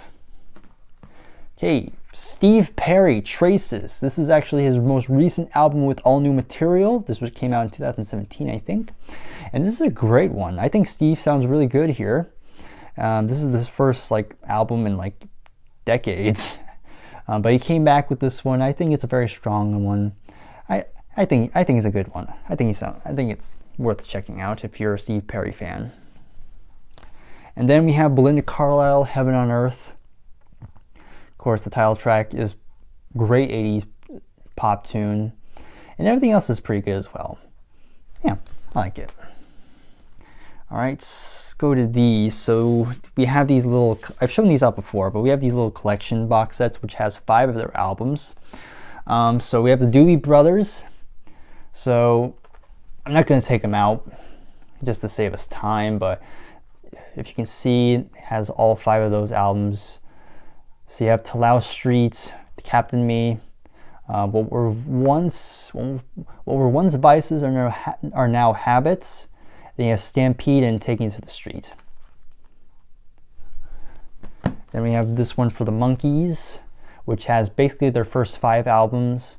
So you have the self-titled, More of the Monkees, Headquarters, my favorite one currently, Pisces, Aquarius, Capricorn, and Jones Ltd. And then you have the Birds, the Bees, and the Monkees, which personally is my least favorite in here.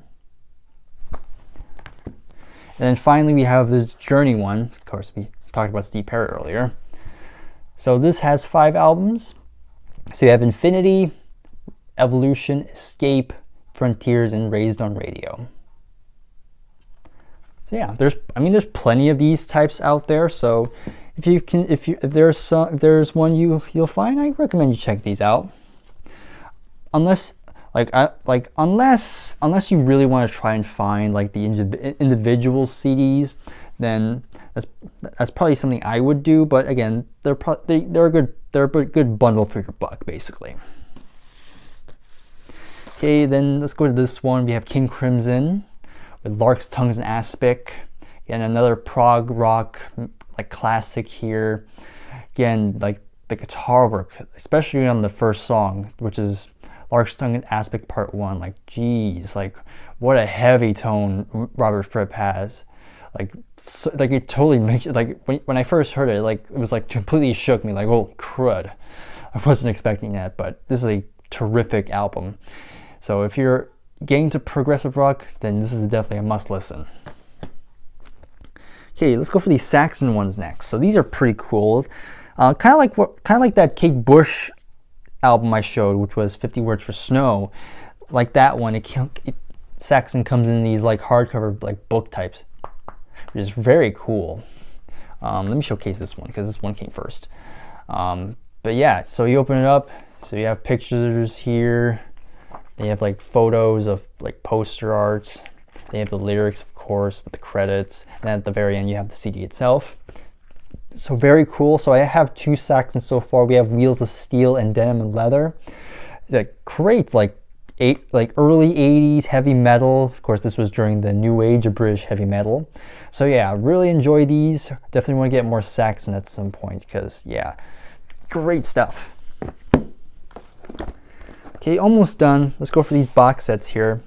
Again, I'm not going to take them out because, you know, just want to save us time. But we have the Bad Company, the Swan Song years, 1974 to 1982, which I've shown before. It has the first 6 albums in one collection. So if I just open it up, so it comes in like these types of things. These like kind of to replicate the original LP. So this includes the self-titled debut, Straight Shooter, Run with the Pack, Burning Sky, Desolation Angels, and Rough Diamonds. And if you flip this over, hopefully you can see. So I recommend you check that out if you want to get Bad Company pretty quick. And then we have this one, ZZ Top. So this has 10 albums.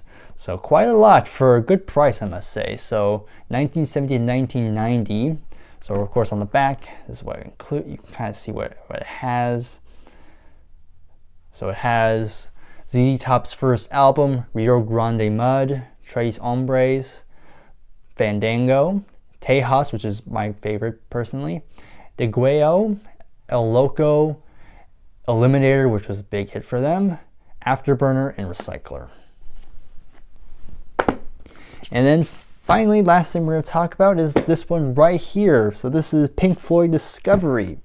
So this is cool because it has pretty much every album up to the Division Bell. So let's go ahead and go through these really quick. So you have the first album, Piper at the Gates of Dawn. Took me a bit to get used to it because, again, it's very psychedelic, but I grew to appreciate it over time. We have Sauce for Full Secrets, the last with Syd Barrett. Then you have More, which is the soundtrack, the film More. Then you have Amagama, which is kind of a weird experimental album.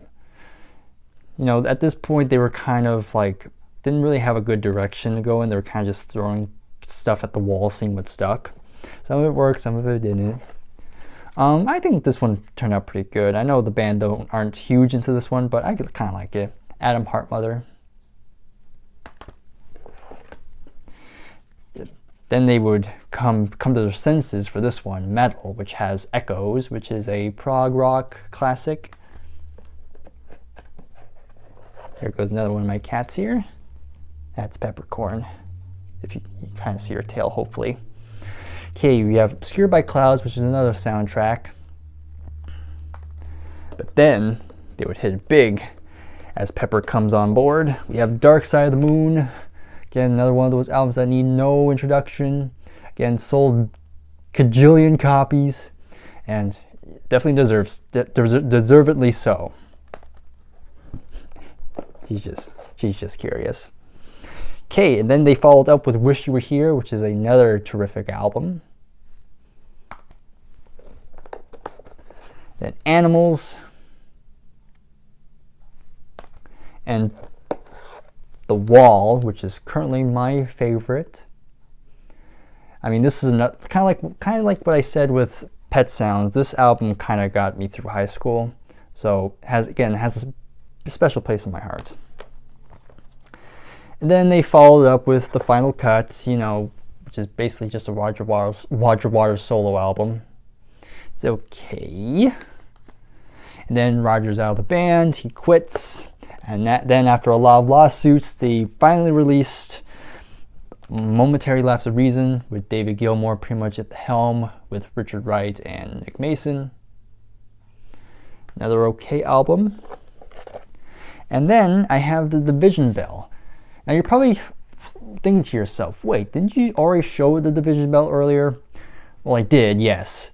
And kind of a little story behind this one. So I got this used, and some of the CDs didn't really come in pretty good condition, so this one kind of got the worst of it. Everything else is fine. Everything plays fine here, but then with this one, again, I looked at it. There's actually a couple scratches on here, so it doesn't really work that well. So that's why I kind of had to go out and get another copy, which is the one you saw in a previous episode. And I still have it, solely because it kind of feels kind of weird not having it in here. But yeah, that's the Division Bell. Again, like I said before, I think this should have been the final Pink Floyd album. Again, I know they released the Endless River, but it's kind of like a if you just want a little bit more, then you have that. But I'm not really in a rush to get the Endless River at this point. Okay, so I'll put these away after. But there you have it. That is officially every CD I have in this collection. So this is over like 600 CDs in total. So just want to give a quick thanks to all of you who watched pretty much every episode of this series. This took a lot of time, and especially time, but hopefully you enjoyed this. This was definitely a lot of fun, kind of just reflecting on how the collection is built over time. And I do kind of recommend you watch my original CD collection series back 2 years ago now, so you can kind of see where the collection was then, and then see how it changed now. So again, thank you very much for watching. If you enjoyed this, then please give it a like. And other than that, I'll see you in the next video. Take care and goodbye for now. How you doing, Sauce? How you doing? Yes, you just want some pets, do you? That's right. You just want pets. What about you, Peanut? You want pets too? You want pets too, Peanut? That's right. Yes, you do.